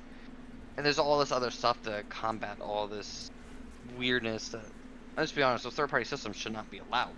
Oh, it should be illegal, 100%. They should be. Yeah, 100%. But partisan is in this weird state to where it is super effective, but the time sink to go into it and is very intensive, and not a lot of people do that. And let's be honest, there's only a very select few of people that are the top notch of partisaning. A lot of partisans barely ever kill BTs. I'm gonna be honest. It's just like 10 of us that do that type of shit, like from both sides. There's more than that, but I mean, there's more of that, but you know what I'm saying. The Reddit is full. That's it's a little level of elitism in that. The Reddit is just full of people who wander into places and like, oh, we killed this BT on a crane. Look at us, we're so cool. It's like I'm talking about like killing like big bases, like right. Like 11E, KRGG, the F Listen, man. Parachute. I love Parachute because he's literally one of my top dogs of like doing that sort of stuff. He's great at fucking leadership in terms of like getting people together to do these sort of things. Fucking great across the board, right? But the problem that I always have with the game that it's inherently led to where partisan is that it's just poorly implemented in the means of putting away your giant assets. I'd rather see the game. I'd rather see the game be like how it is, where you got that Eve fucking huge blow up that happened in the news, where it's like millions of dollars of giant Titan assets were killed in this cool galactic battle thing, right? Then, guys, guess what? I got behind enemy lines and I got through this guy's base because he's a dumb facility larper. Didn't build a fucking AI thing right here. He killed 6 fucking battle tanks. Like, that's not cool. Like, to me, I mean, it's cool that you kill that asset and you fuck those guys over. I'm not gonna personally disagree that it takes those guys wind out of their shoulders and then makes them quit the game. But it's not the same thing as like fighting a fight, right? Like, you want to have a fighting fight. You want to get in and play the game to fight some stuff. If you want to go in. I really only like challenging kills. Like, I like to work solo in a sense nowadays, just because it's like I want that added extra edge of the challenge, you know? Yeah. To where it's like, okay, like, I'm gonna do some really fucking weird ass shit with like off-angling AI and trying to dodge it, and it's gonna be fucking weird. And let's be honest, there's not a lot of people in the game that can do that. There's a lot of bases that a lot of people would not know how to get into, and I feel like that also, in a sense, balances cards. So here's But it is in this weird state of where it's just like, it's powerful, but it isn't, in a sense. Well, here's the inherent issue, Parachute. What takes people weeks to do, you can shut that down in 3 days. Like that yeah. There's no, and you have unlimited tries to go do it. Not necessarily. Once you fail one time, that route is 95%. But my point is, you have unlimited tries to go back there and go try different angles at different bases. You have unlimited, like, essentially, fucking kill fest back there. So, but here's the deal: you get what I'm saying. Other than really, there's something I like to call there's kill times in a sense to where QRF is not active. So the thing with partisan is there's a large set of people on both sides that just mania QRF, and they have these time frames to where you have to kind of work around them, because during those time frames it's very difficult. Parachute, you're not getting, like, I guess what I'm trying to say here. You do it every fucking war, and you do it multiple times a war. Over and over again, do you not? You too. I don't really do that many wars anymore. I can attest that he takes breaks. He definitely is taking. Well, of course you take breaks of wars and stuff. But what I'm saying is, a typical partisan can unlimitedly go back in the back line if he keeps finding paths to get back there. Yes. The builder cannot rebuild his structures around his shit, and he has nowhere to store his stuff. And if you know how to manipulate the game enough, the building does not allow us to do things the way we want to, and you take advantage of that all the time because of the way the ground is, the way the building is in this game, the way suppression works. But that's the inherent issue is... People also don't understand in a way of partisan, and they don't understand how to build their bases correctly in a sense. But the game doesn't allow you to always do that either. I've seen bases that are borderline impossible to partisan. Like, they just can't do it. Because there's people out there who actually do know how to build. I've seen a lot of warden partisans, especially as of late, start designing bases in a sense. And I've seen some ones where I'm just like, oh, fuck you, I can't even get into that. And it's just like annoyance. So there are ways to safely store these things. Don't get me wrong, it's just a lot of people don't put the time into learning how to do it. But here's the inherent deal. You know how to do things around the meta and AI that it takes someone that does an overly exorbitant amount of work to stop you. Like, they have to do things so specifically to stop partisans to go in there and do it, and that's not readily available in every location. The inherent issue is we have no place to store our shit, and if there is a small fraction of weakness that you can exploit, you'll do it. And there's things that we can't do in certain locations to even stop that. I can't terraform the land to around my build. I have to build on the fucked up land that is, with shitty building mechanics. I agree with that. Like, there are places, but you know, a lot of the time, people just add lights to your garrisons and tier 3 gates. You know how much shit has died just because of those two things not being that? It's a lot. Oh, And they should be punished for that. They should be punished for that. But here's the deal.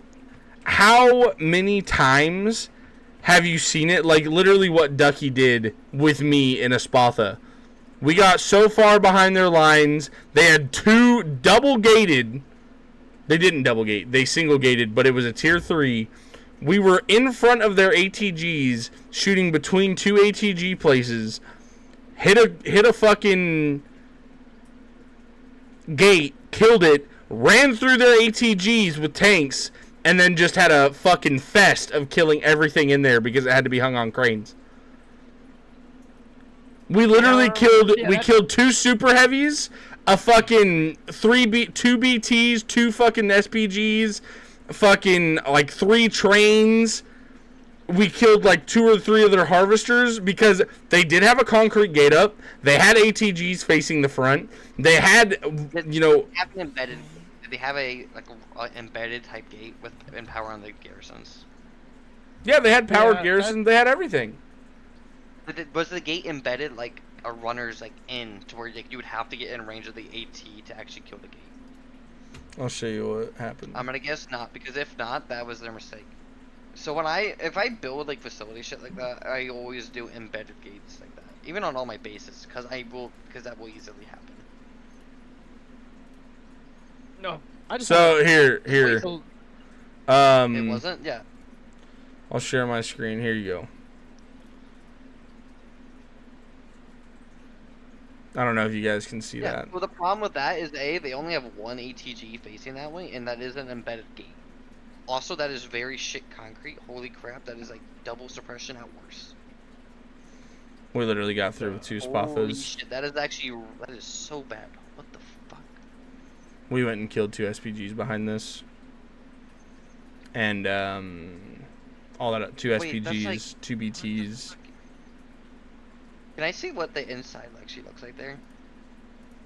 Like, I want to see what it looks like past the gate, in a sense. I'll go back a little bit. Oh, I know exactly where this is. This base was a fucking shitter base. Well, it held 2 SPGs in it. Was a fucking horrible. And 2 fucking... I know exactly where this was. This was 122, Howell County. This was a Teller Farms. This base was like double suppression or triple. There was actually, so on the left here to the west, there was actually a double suppression spot on the corner.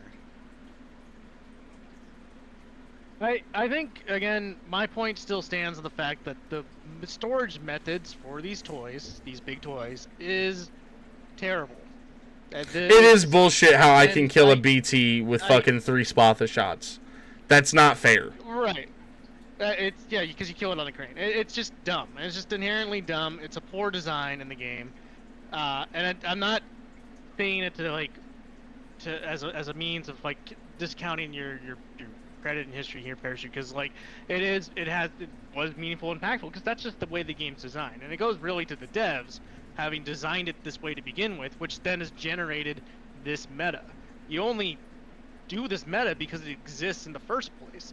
And the inherent problem is that it exists in the first place, that you can store all these other vehicles inside of these storage depots and things like that, but you can't just have like a limiter on it already prevents you from putting 10 vehicles inside of a fucking private storage depot, right? So you put a limiter on you just have a new tab in a storage depot, or make a new industry structure that allows you to store super vehicles and make it just as limited in number as like the MPFs, basically, my idea or whatever, and then that's where you store the giant tank in a reservable stockpile, and then if you lose that town with your giant reservable thing in it, well, that's the faction losing a thing, not just you were offline and no one's gonna QRF your base because they don't care about your base or whatever. It would be that's partisan to only killing while something is sprinting, which is a much limited time scope of kill. Yeah. But the thing is, Parachute, like, here's the sad reality of it is, I like having you in the game, but here's the deal. I would much rather keep the 50 or 60 people that you've made fucking quit than you. That's the sad reality, and, like, that sounds really harsh at face value, because obviously I don't actually mean you, but what I'm saying is, you've made how many people quit by the shitty things you've done? Not shitty. The gameplay you've done. By punishing the fuck out of them. What faction you're on, you could call them shitty, so... Well, sure. But realistically... I've been called a lot of names throughout the years, like, I've been how called a lot of shit. How many fucking people have you made realistically quit? Like, honest to God. Because this is such a fucking high. Maybe if that. So you've made 30 fucking people really quit. Are smaller Reggies, so bigger Reggies are really resilient. It's really tough to burn them out and make them quit. But smaller Reggies, which I don't target as much anymore, are much easier to burn out. My point still stands to what I'm trying to say. I don't want to sit here and say that your gameplay and your fucking opinion doesn't matter.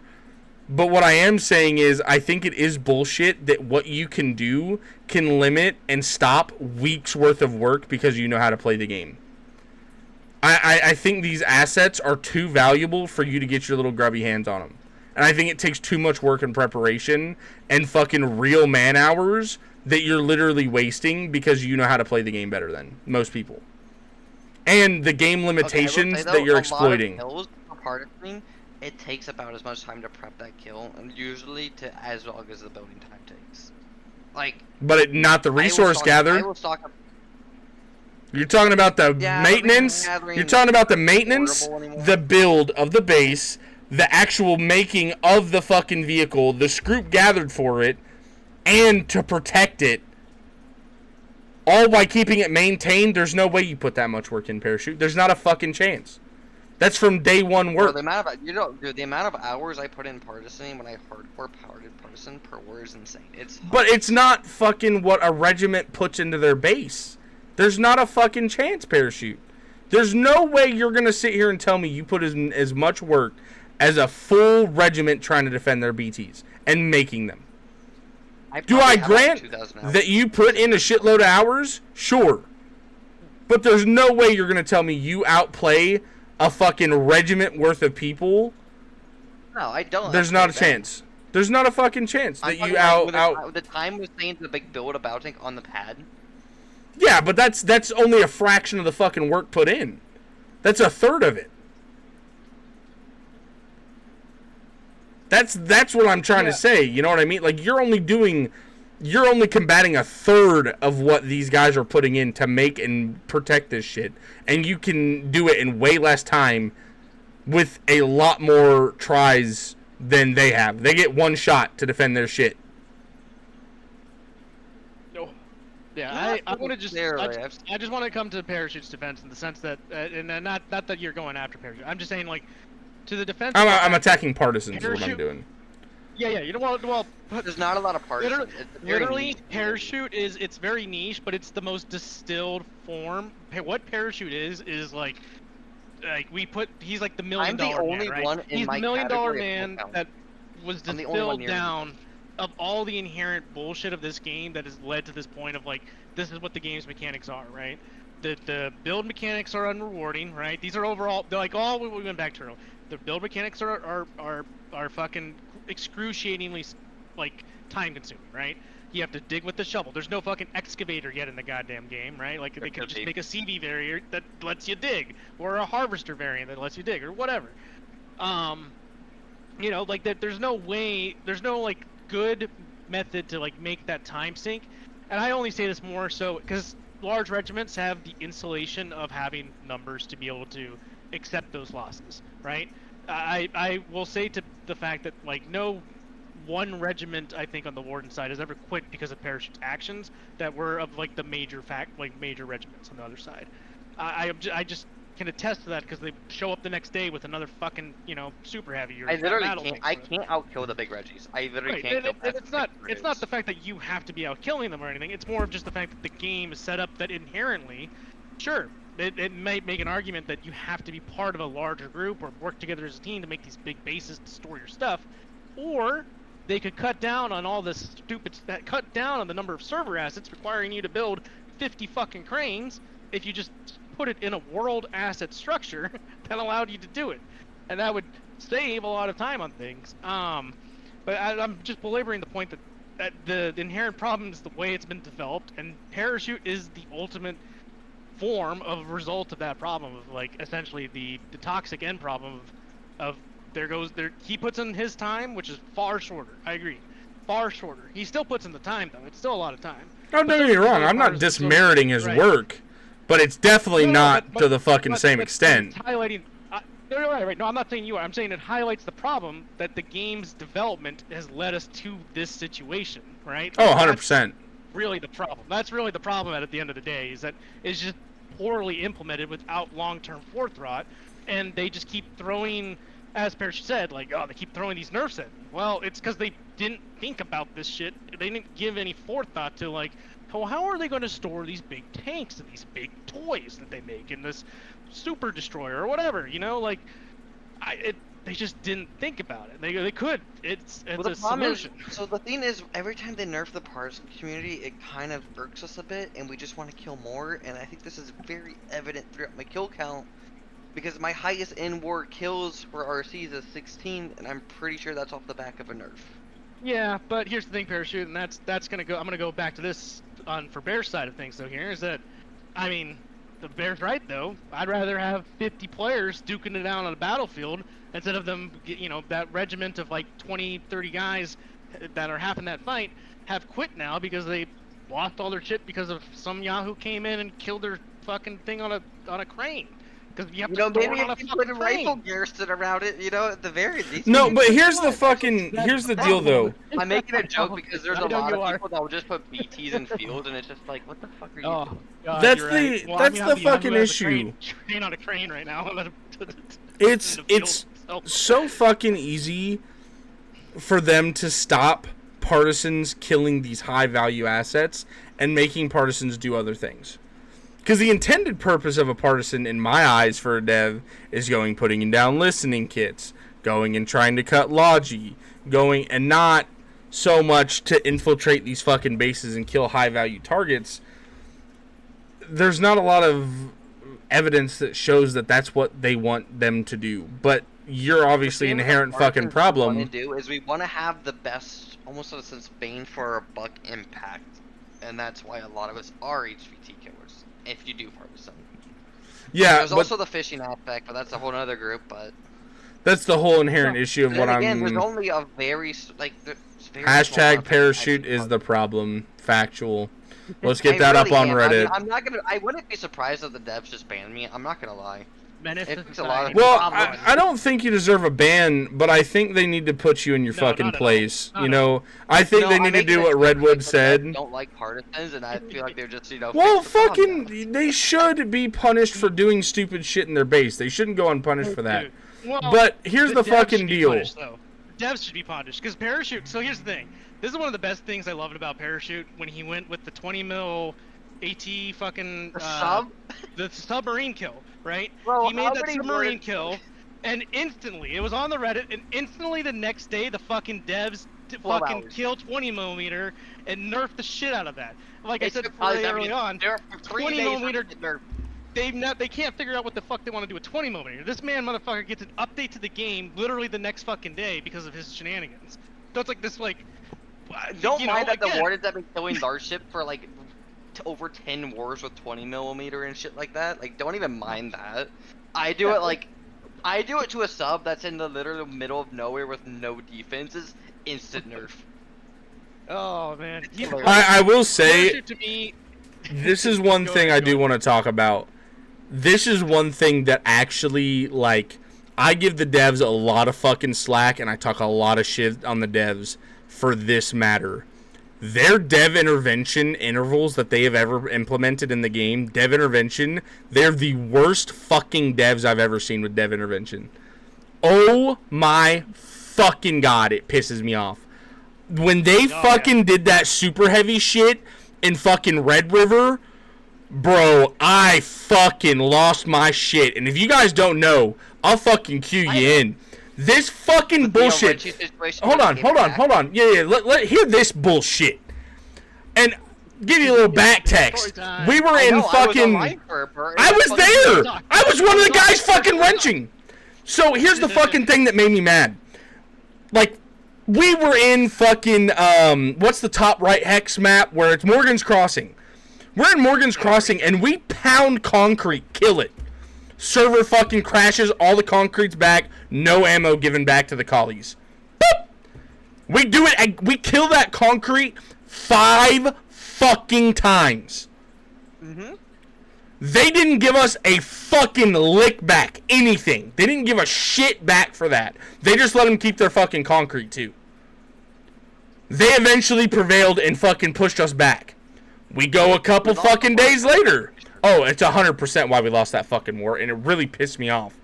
We fast forward 4 more days. So there was no dev intervention. The server did what it was supposed to do. Fine.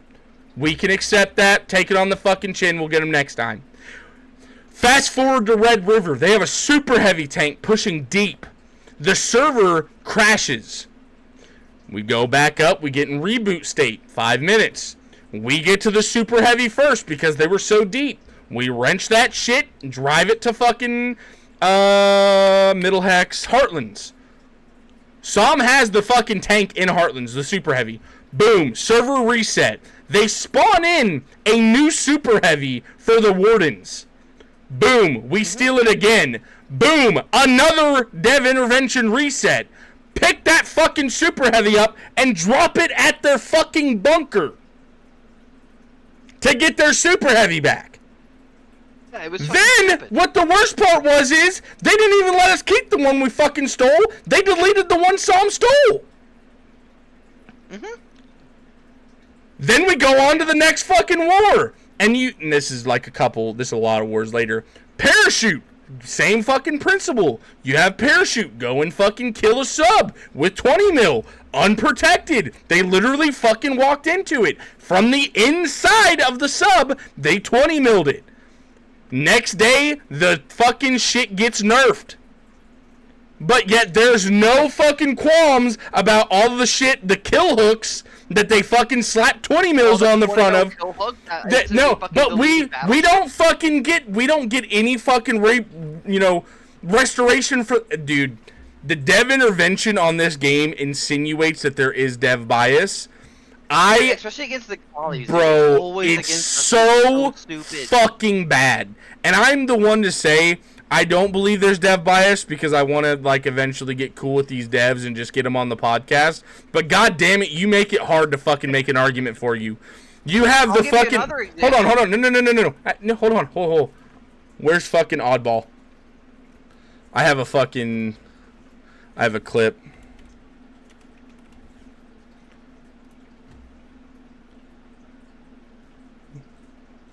Oh, he didn't send it on here. Sag. Never mind.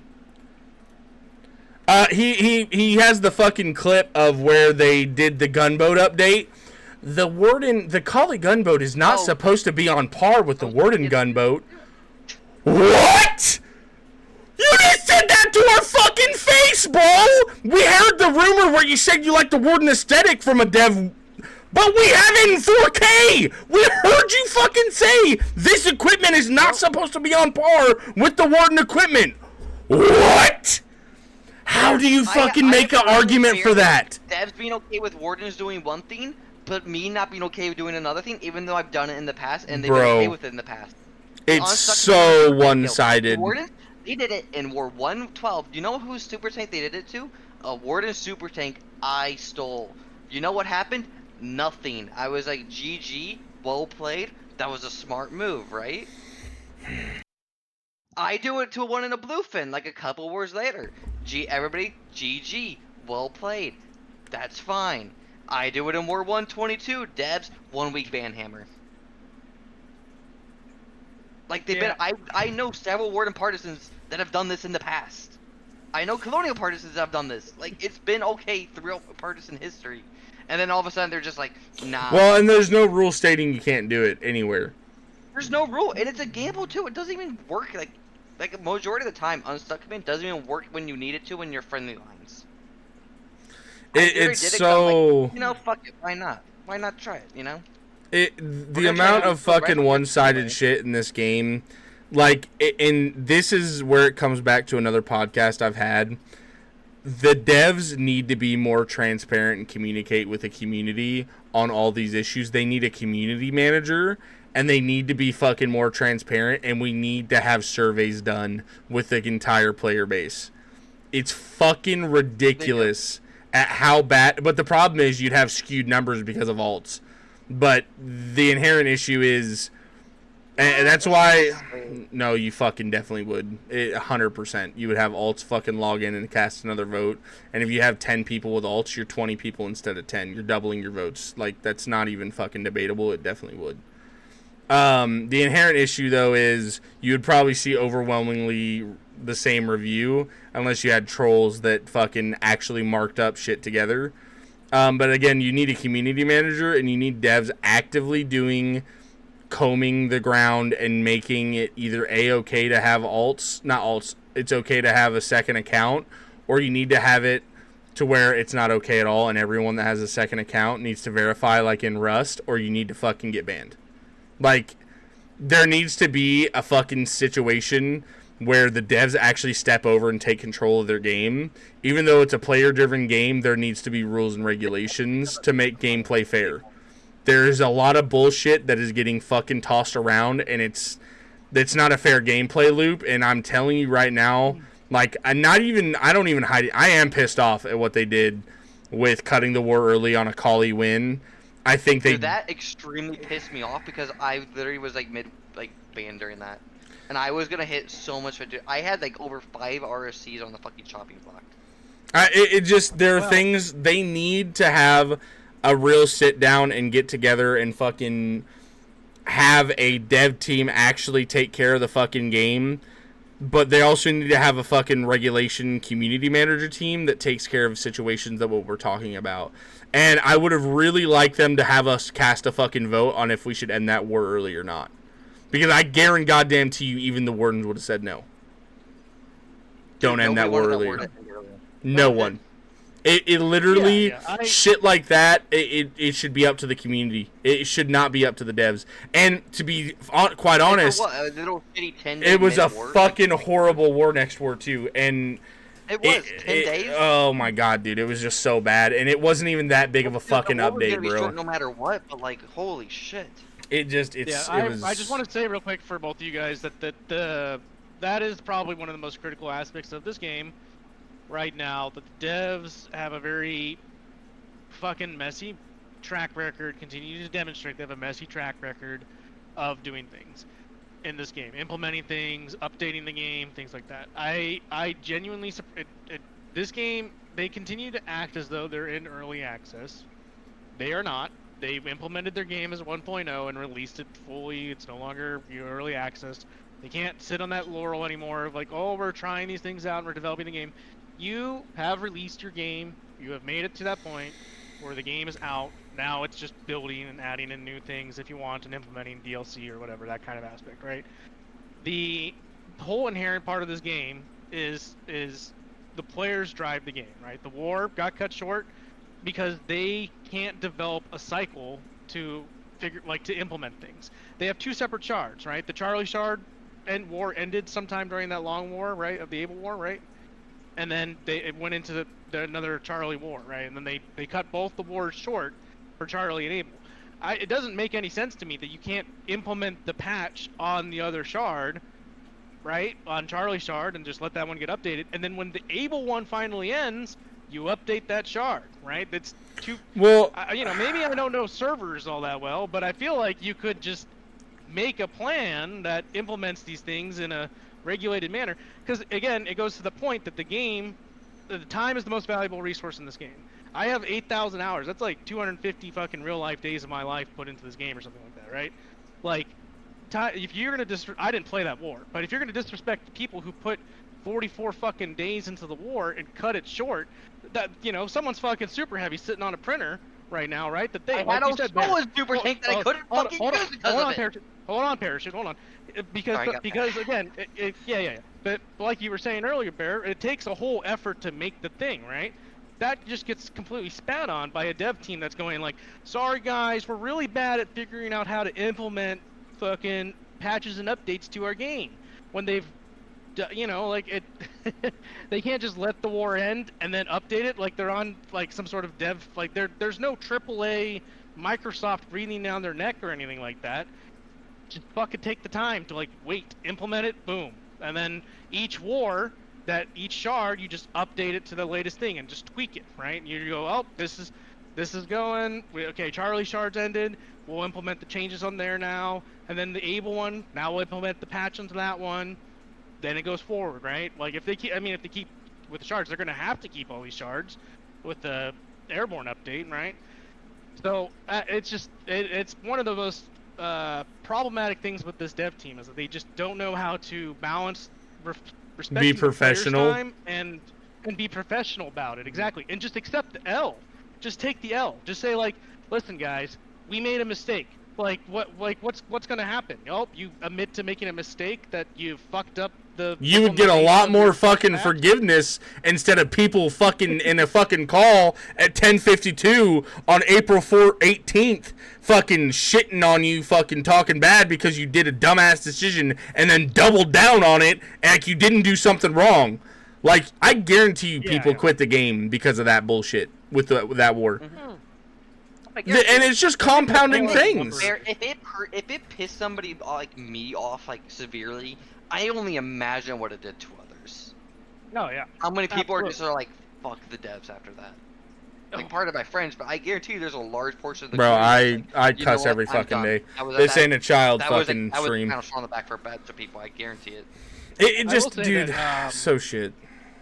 Such a bad decision. I will say that we haven't. I know a lot of this conversation throughout all this has been, a lot of the negative side of things. But I know I'm coming up here on a time where I'm probably gonna need to get off here shortly, in a little while. But I do want to highlight some of the good aspects of some things though for my end of stuff, because not to just be full like I think negative we Nancy. For myself. Yeah, I don't want your whole podcast here to just be me. Well, hey, this is your episode, dude. I run with the vibe of the fucking group. I praise the warden. Behead me! No, what's up, Psycho? Thanks for the raid. No, but I praise the fucking devs last stream on them making one of the best games. I harp so much on it, and I get really passionate, and I tell him to. Really get in on this shit because I love your fucking game. At the end of the day, I fucking hate the decisions you make, but god damn it, I'm gonna stick with it because I love your game. If I didn't love the game, I wouldn't fucking be here. Hours in the fucking game, That's the inherent thing. I was in my life, like. That's the thing, is I think everyone, as much as we shit talk... At 4 in the morning, I wouldn't fucking do that if I didn't like the game. We wouldn't shit talk, and we wouldn't be in this situation, and we wouldn't be passionate about what we say if we didn't fucking care. And I think that's the biggest issue, and everyone on the podcast is kind of the same. Like, sincerely from me, personally, if you ever watch this, Dev, and you fucking made it this far, kudos to you, brother, but... sincerely, after all that slander, god damn it, I want to be in that inner circle. I talk shit about it with fucking Gremblow, but I'm never getting in because I talk shit, but god damn it, I want to be. Bro, I want to be in that inner circle. In the inner circle, dude? No, not a fucking chance. They hate you guys. I fucking hate you guys. There ain't no fucking chance you're in there, dude. Get the fuck out of here. Just randomly banned because we're too good. Let's be honest. Like, we don't feel safe. No, you're the fucking asshole that smuggles shit in and expects everyone to love you for being a smuggler when everyone gets lashes because we can't have fun shit because of people like you exploiting and making the game horrible. The other side loves me. The other side, I fucking despises me. Oh, We all fucking despise you. There is no fucking question. Everyone hates partisans. I love Parachute. You're a step. I I love Parachute he's too, one of my but I favorite fucking guys. hate partisans. You're a step above alts in my eyes, motherfucker. A step up. That's Oh, it. I mean, man. you know, hey, you caught me. The whole play, I was in an alt the entire time. You caught me. You got me. Dun dun dun. It is deep state. Yeah, Deep I- state, bro. I He's do- been feeding the warden the whole time. Our plans. I was in the devs the whole time, and you didn't know it. right, fucking hell, dude. No, yeah, I'm exactly the same way, man. We wouldn't be sitting here, ranting on about all the things that we wish were different about things that we weren't so passionate. I love this game because of the fact that I have interacted with more cultures through this game, in a sense, because of the fact it is a 24/7 persistent war. I interact with so many different cultures, nations, people, like nationhood people, like, in my coalition alone, the TSO is part of the Alliant Expeditionary Force, AEF Yeah, but coalition. it's NCAP. It's rebranded. Let's be honest. No, it's not. We NCAP's. I mean, when we still want super tanks, it's just NCAP a lot of people keep rebranded. dead naming it, but the point being is the fact that we are, I have a Japanese regiment, I have a Korean regiment, I have a Chinese regiment, I have Southeast Asia, I got people from, all over Europe, I got people from Australia. I interact with people around the clock, practically. You interact with people through Sigil. If you want to go kill your brain cells and go to FOD, you can go interact in there with people from around the fucking world in this fucking crazy niche game that just inherently, for me, just makes me feel connected to a wider community. And that's like the crazy thing about an MMO, right? Like, to me, this is my World of Warcraft. I fucking dumped 8,000 hours into this game. This is my WoW. Right, like other people, like that was their lives when they were playing that game at its height, right? Like it's the same thing. You're putting hours into it. You're making something together. You're making a guild, your regiment. You're having all these instances with each other. Personally, I love it when I log into a front and there's just a newbie to the game and he's running forward with a Boma Stone or running forward and he's getting full into the LARP, because I love that shit. It's just It's great. inherent. I love that. It's so fun. It's so innately fun when you're just like you get to come home from work and you just get to dick around on the front line for 2 hours. There's nothing I like more than getting off work and heading to the ball crushing factory, put in another fucking 16 hours, making some making some blue mats. Am I right, boys? Pull out a pack of Marlboro Reds and a Mountain Dew. Fuck yeah. A lot of friends, and I feel like that's one of the best aspects of it is the friends you do make in Foxhole. Oh yeah, 100%. There's not a lot of games out there where you have like tight-knit group communities where you play other games outside of Foxhole. And Foxhole's one of those games where it's like you play other games with other people. Wait, like, you guys TSO, we play a bunch of other games together. We'll play Starship Troopers Extermination. You guys Maybe have another friends game in your night. regiment? My regiment fucking hates me, bro. No. Nah, dude, it's, you're right, bro. And every time I hop off, dude, and I get off the game and I see, my friends online in a tank or something, I'm like, I can be burnt out to shit, dude. But I can see two of my friends in a fucking spother or some shit, and I'm like, all right, give me a goddamn pair of binos. Let's fucking game, boys. Like, it's the fucking boys, dude. It's the fucking Chatellini Jolies, dog. It's the Goop de la Goop, man. It's just that friendly shit, man. And I think this game captures, camaraderie, shared suffering, that kind of working the fucking fields for 18 hours. You get some real good conversation with your friends when you really get deep. With a sledgehammer. You There's some wild conversations that go. You get some crazy convos at 2 a.m. in the morning with your friends when you're sitting there after the battle. Go wild. Oh yeah. I mean, dude, when you're like, I had a fucking the other day, dude. We hopped off Foxhole at like fucking 1 a.m. I stayed in the call till like fucking 4 a.m. and we just shot the shit, dude. Like, it's just there's no game like it. And I think, dude, and you said it, I compare this game to WoW, and I'm gonna be 100% honest. if the devs were fucking, if they got on their fucking A game and they really fucking pursued it, could be massive. they It could has make it. potential. They could make it to where it would be better than any game ever. And, you know, here's another thing, Redwood. You know what I think would be really cool eventually, too? Just as we end this this podcast, I think something that would be cool... Yeah, go ahead. But one second.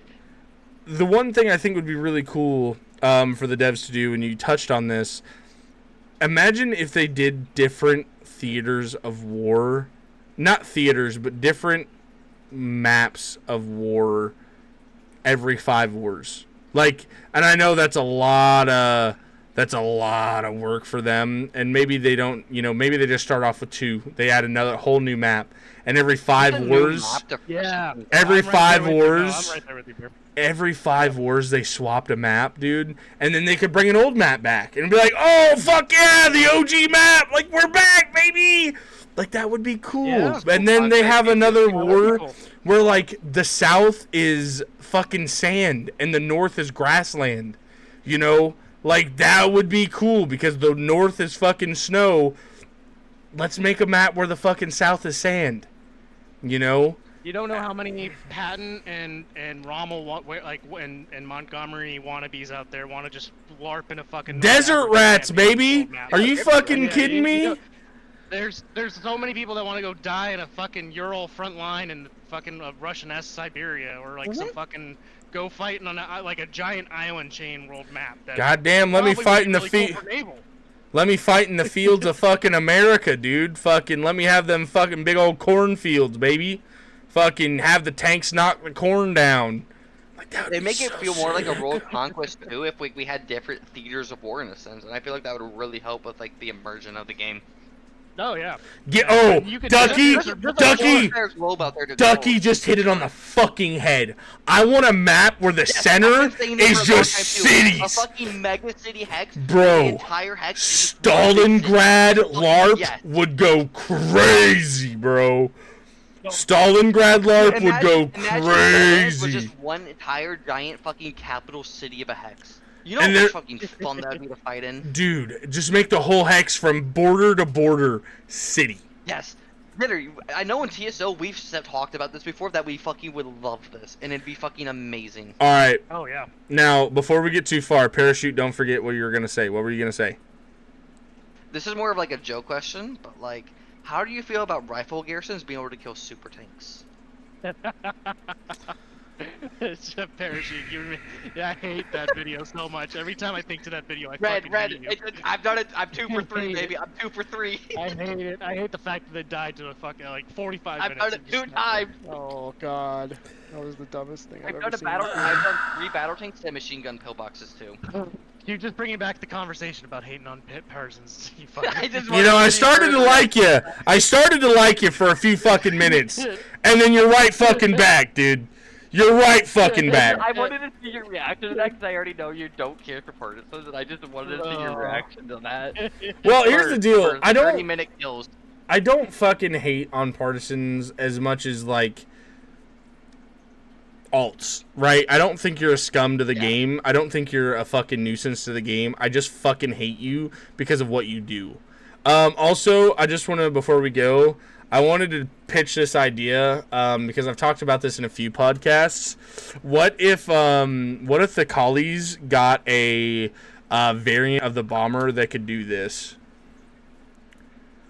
And if you don't know what those are, that's 81 PPSHs. That's 81 PPSHs with drum mags. And they would literally hover those over trenches and just fucking evaporate paste, mulch, anything in it. It was fucking sick, dude. And I would love a bomber. You know, you have the fucking dude in the periscope down there. All right, drop it down. All right. Oh my god! We just, you know what I mean? Like, you get the early A10 Warthog, fucking fly off. Here's the deal. I'm optimistic for Air. I don't think the game's ready for it. We all know the fucking problems in the game. And in closing, I don't think the game's ready for air, but it's here. I'm going to embrace it for all that I can do. Yep. I want the I just game wanna to able be to really feel fun. good. That's what I want. But here's the deal. I think, devs, if you do watch my podcast, I really pray to God you guys do. One thing I would really do, I would really incentivizing balancing naval in this moment before air comes in. And if your plan is to balance naval with air, might not be the best idea, but I can see it. I'd light you with that idea. Please, for the love of God, like, make naval more approachable and make naval more appeasing for both sides. I can't think of a lot of colonials other than Chamberlain that really likes our sub. I get that you guys have an idea in your game, but if the player base literally hates something so bad, like, maybe think of changing it. It shouldn't be the fucking length of almost a battleship. It's so stupid. Well, here's the deal. There are subs that were that big back in the day. Yes. The issue is, this doesn't work but in hold on. console. This is the This thing. is long for this damn It could work, but the problem is it doesn't have the right. It's not doing the right stuff. If the thing is, if we had a longer sub like we have, it should be able to double, if not triple, the time the battery life is underwater. The bigger the boat, the better. Well, exactly. I think the battery life on the Warden one should suck compared to the Collie one. Mm-hmm. But the Warden one's more maneuverable, but it has sort of range underwater. But the Collie one just I think it should be a long-range submarine. I think you should be able to go underwater from home hex to, like, maybe halfway in the trip before getting up. And it's like, well, that's overpowered. Yeah, but that's the benefit we get for having such a goddamn long boat. We get to stay underwater. We get to be more submersible. We have a bigger cross-section. We have a bigger fucking area that we can be spotted from on on sonar. I miss a fucking game because it's the size of a fucking city. Well, and that's what I'm saying, dude. I think that it should be in better regards to balance things as needed, right? So, like, the Warden sub is a really quick, hard hitter, fast swivel. Ours should be a long-range, long-term, like, submarine with way more ammo in it.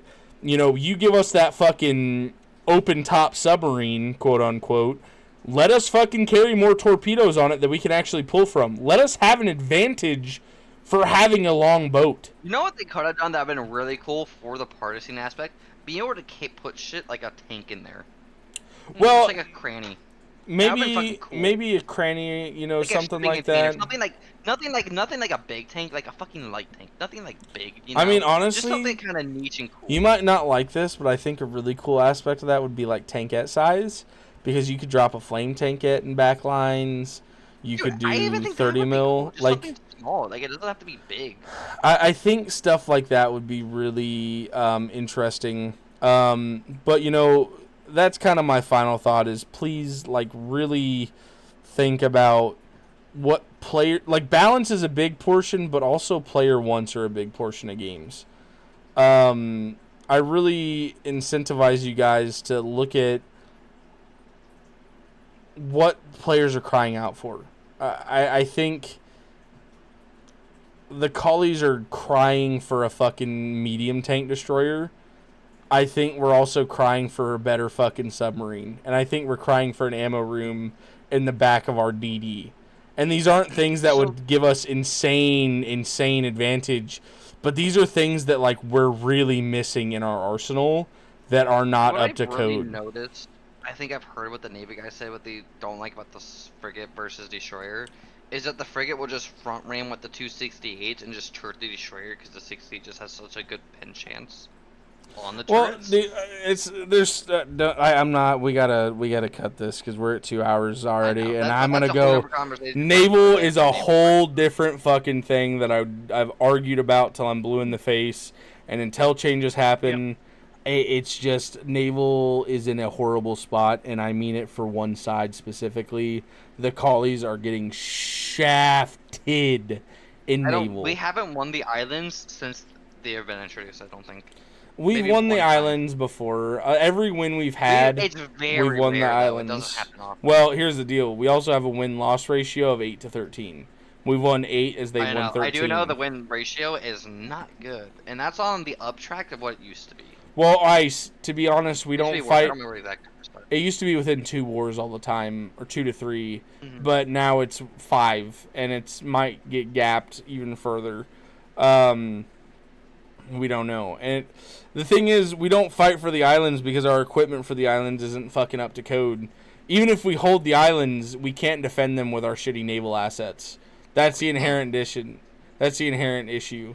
You can, but it's a lot fucking harder. Naval islands without severe pop advantage, and we just don't have that. And that's the Yeah, inherent ordeal. Naval needs help. I want to say just one thing before I think for myself to close out for myself here, and it's not to make a whole new point. I just want to say that mostly thank you for hosting this. I really appreciate it. I really appreciate the invite for it. It's awesome that you're doing this, man.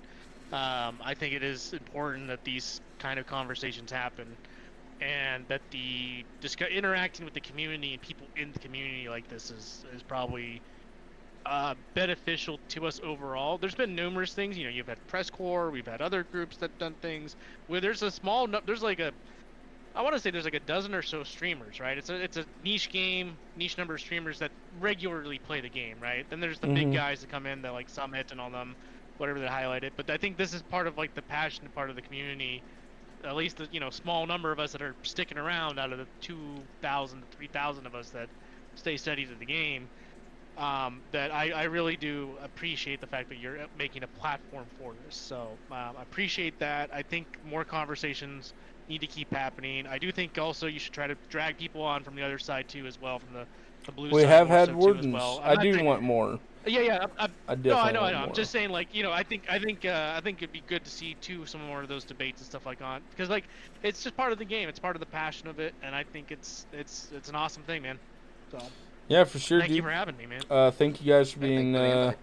thanks for being guests on the old Boneyard podcast, man. I appreciate you guys, and I know this one was a little bit different. I've never had this much conflict talking about stuff. Conflict's a bad It was word. like, why are mom and dad fighting type shit for that. Well, but that's the thing. It was good because we all had little things that we all think should be in the game, but at the end of the day, we all came down to the same consensus that whatever route they go, speculation or not, we want the best for the game, and we want the best feeling for the game. And there are going to be conversations that have to get a little bit more intensive because, let's be honest, this game is very intensive and it's very time consuming and it's very war aspect, and it's a part of it, right? And I just think that you guys have been great on here and sharing your true opinions, and I appreciate you guys being on here. And if there's any final thoughts, either from the viewers and or any of the participants here, now's the time.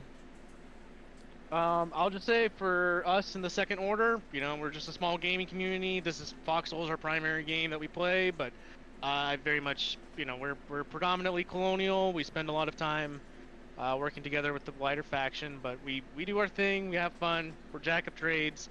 A lot of salty vets from 40 plus wars now for us, but we're gonna be around for a long time, as far as I could tell, until they shutter this game or not. But yeah, we're just a steady community, and we always love having more people too that show up to join us.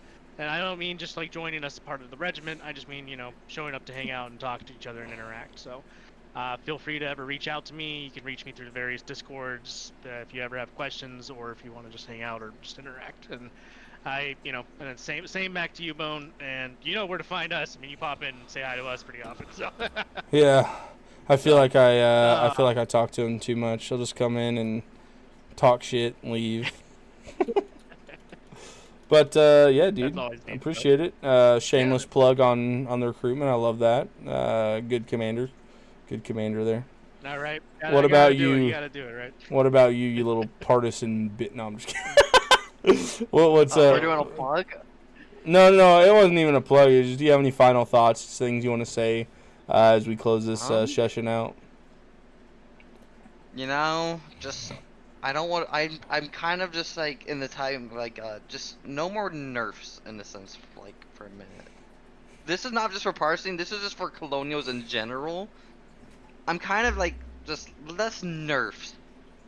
Well, I don't like getting nerfed like every war, and then the nerf wardens get something. It's kind of just like, okay, Okay. we use this now. Okay, you're gonna nerf it. Now we use this. Okay, now it gets nerfed. Now we're gonna use. I just. I'm not gonna lie. I do think one thing as we end out here, shotguns need a nerf, boys.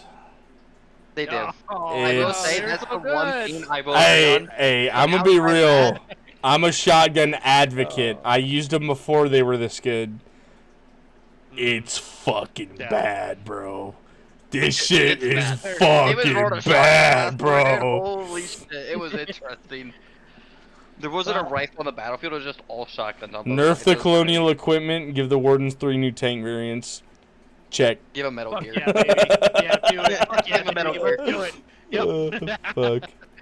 Oh shit. Well, thank you, man. I'm gonna head out for Ducky, the night. I'm gonna close it here. Thank you guys again, everyone. I appreciate you very much, and tune in next week. Share this to all your friends, family, loved ones, because I want this channel to grow, and I want to finally get that sweet, succulent dev attention. So, all right, we'll close it there, guys. See ya.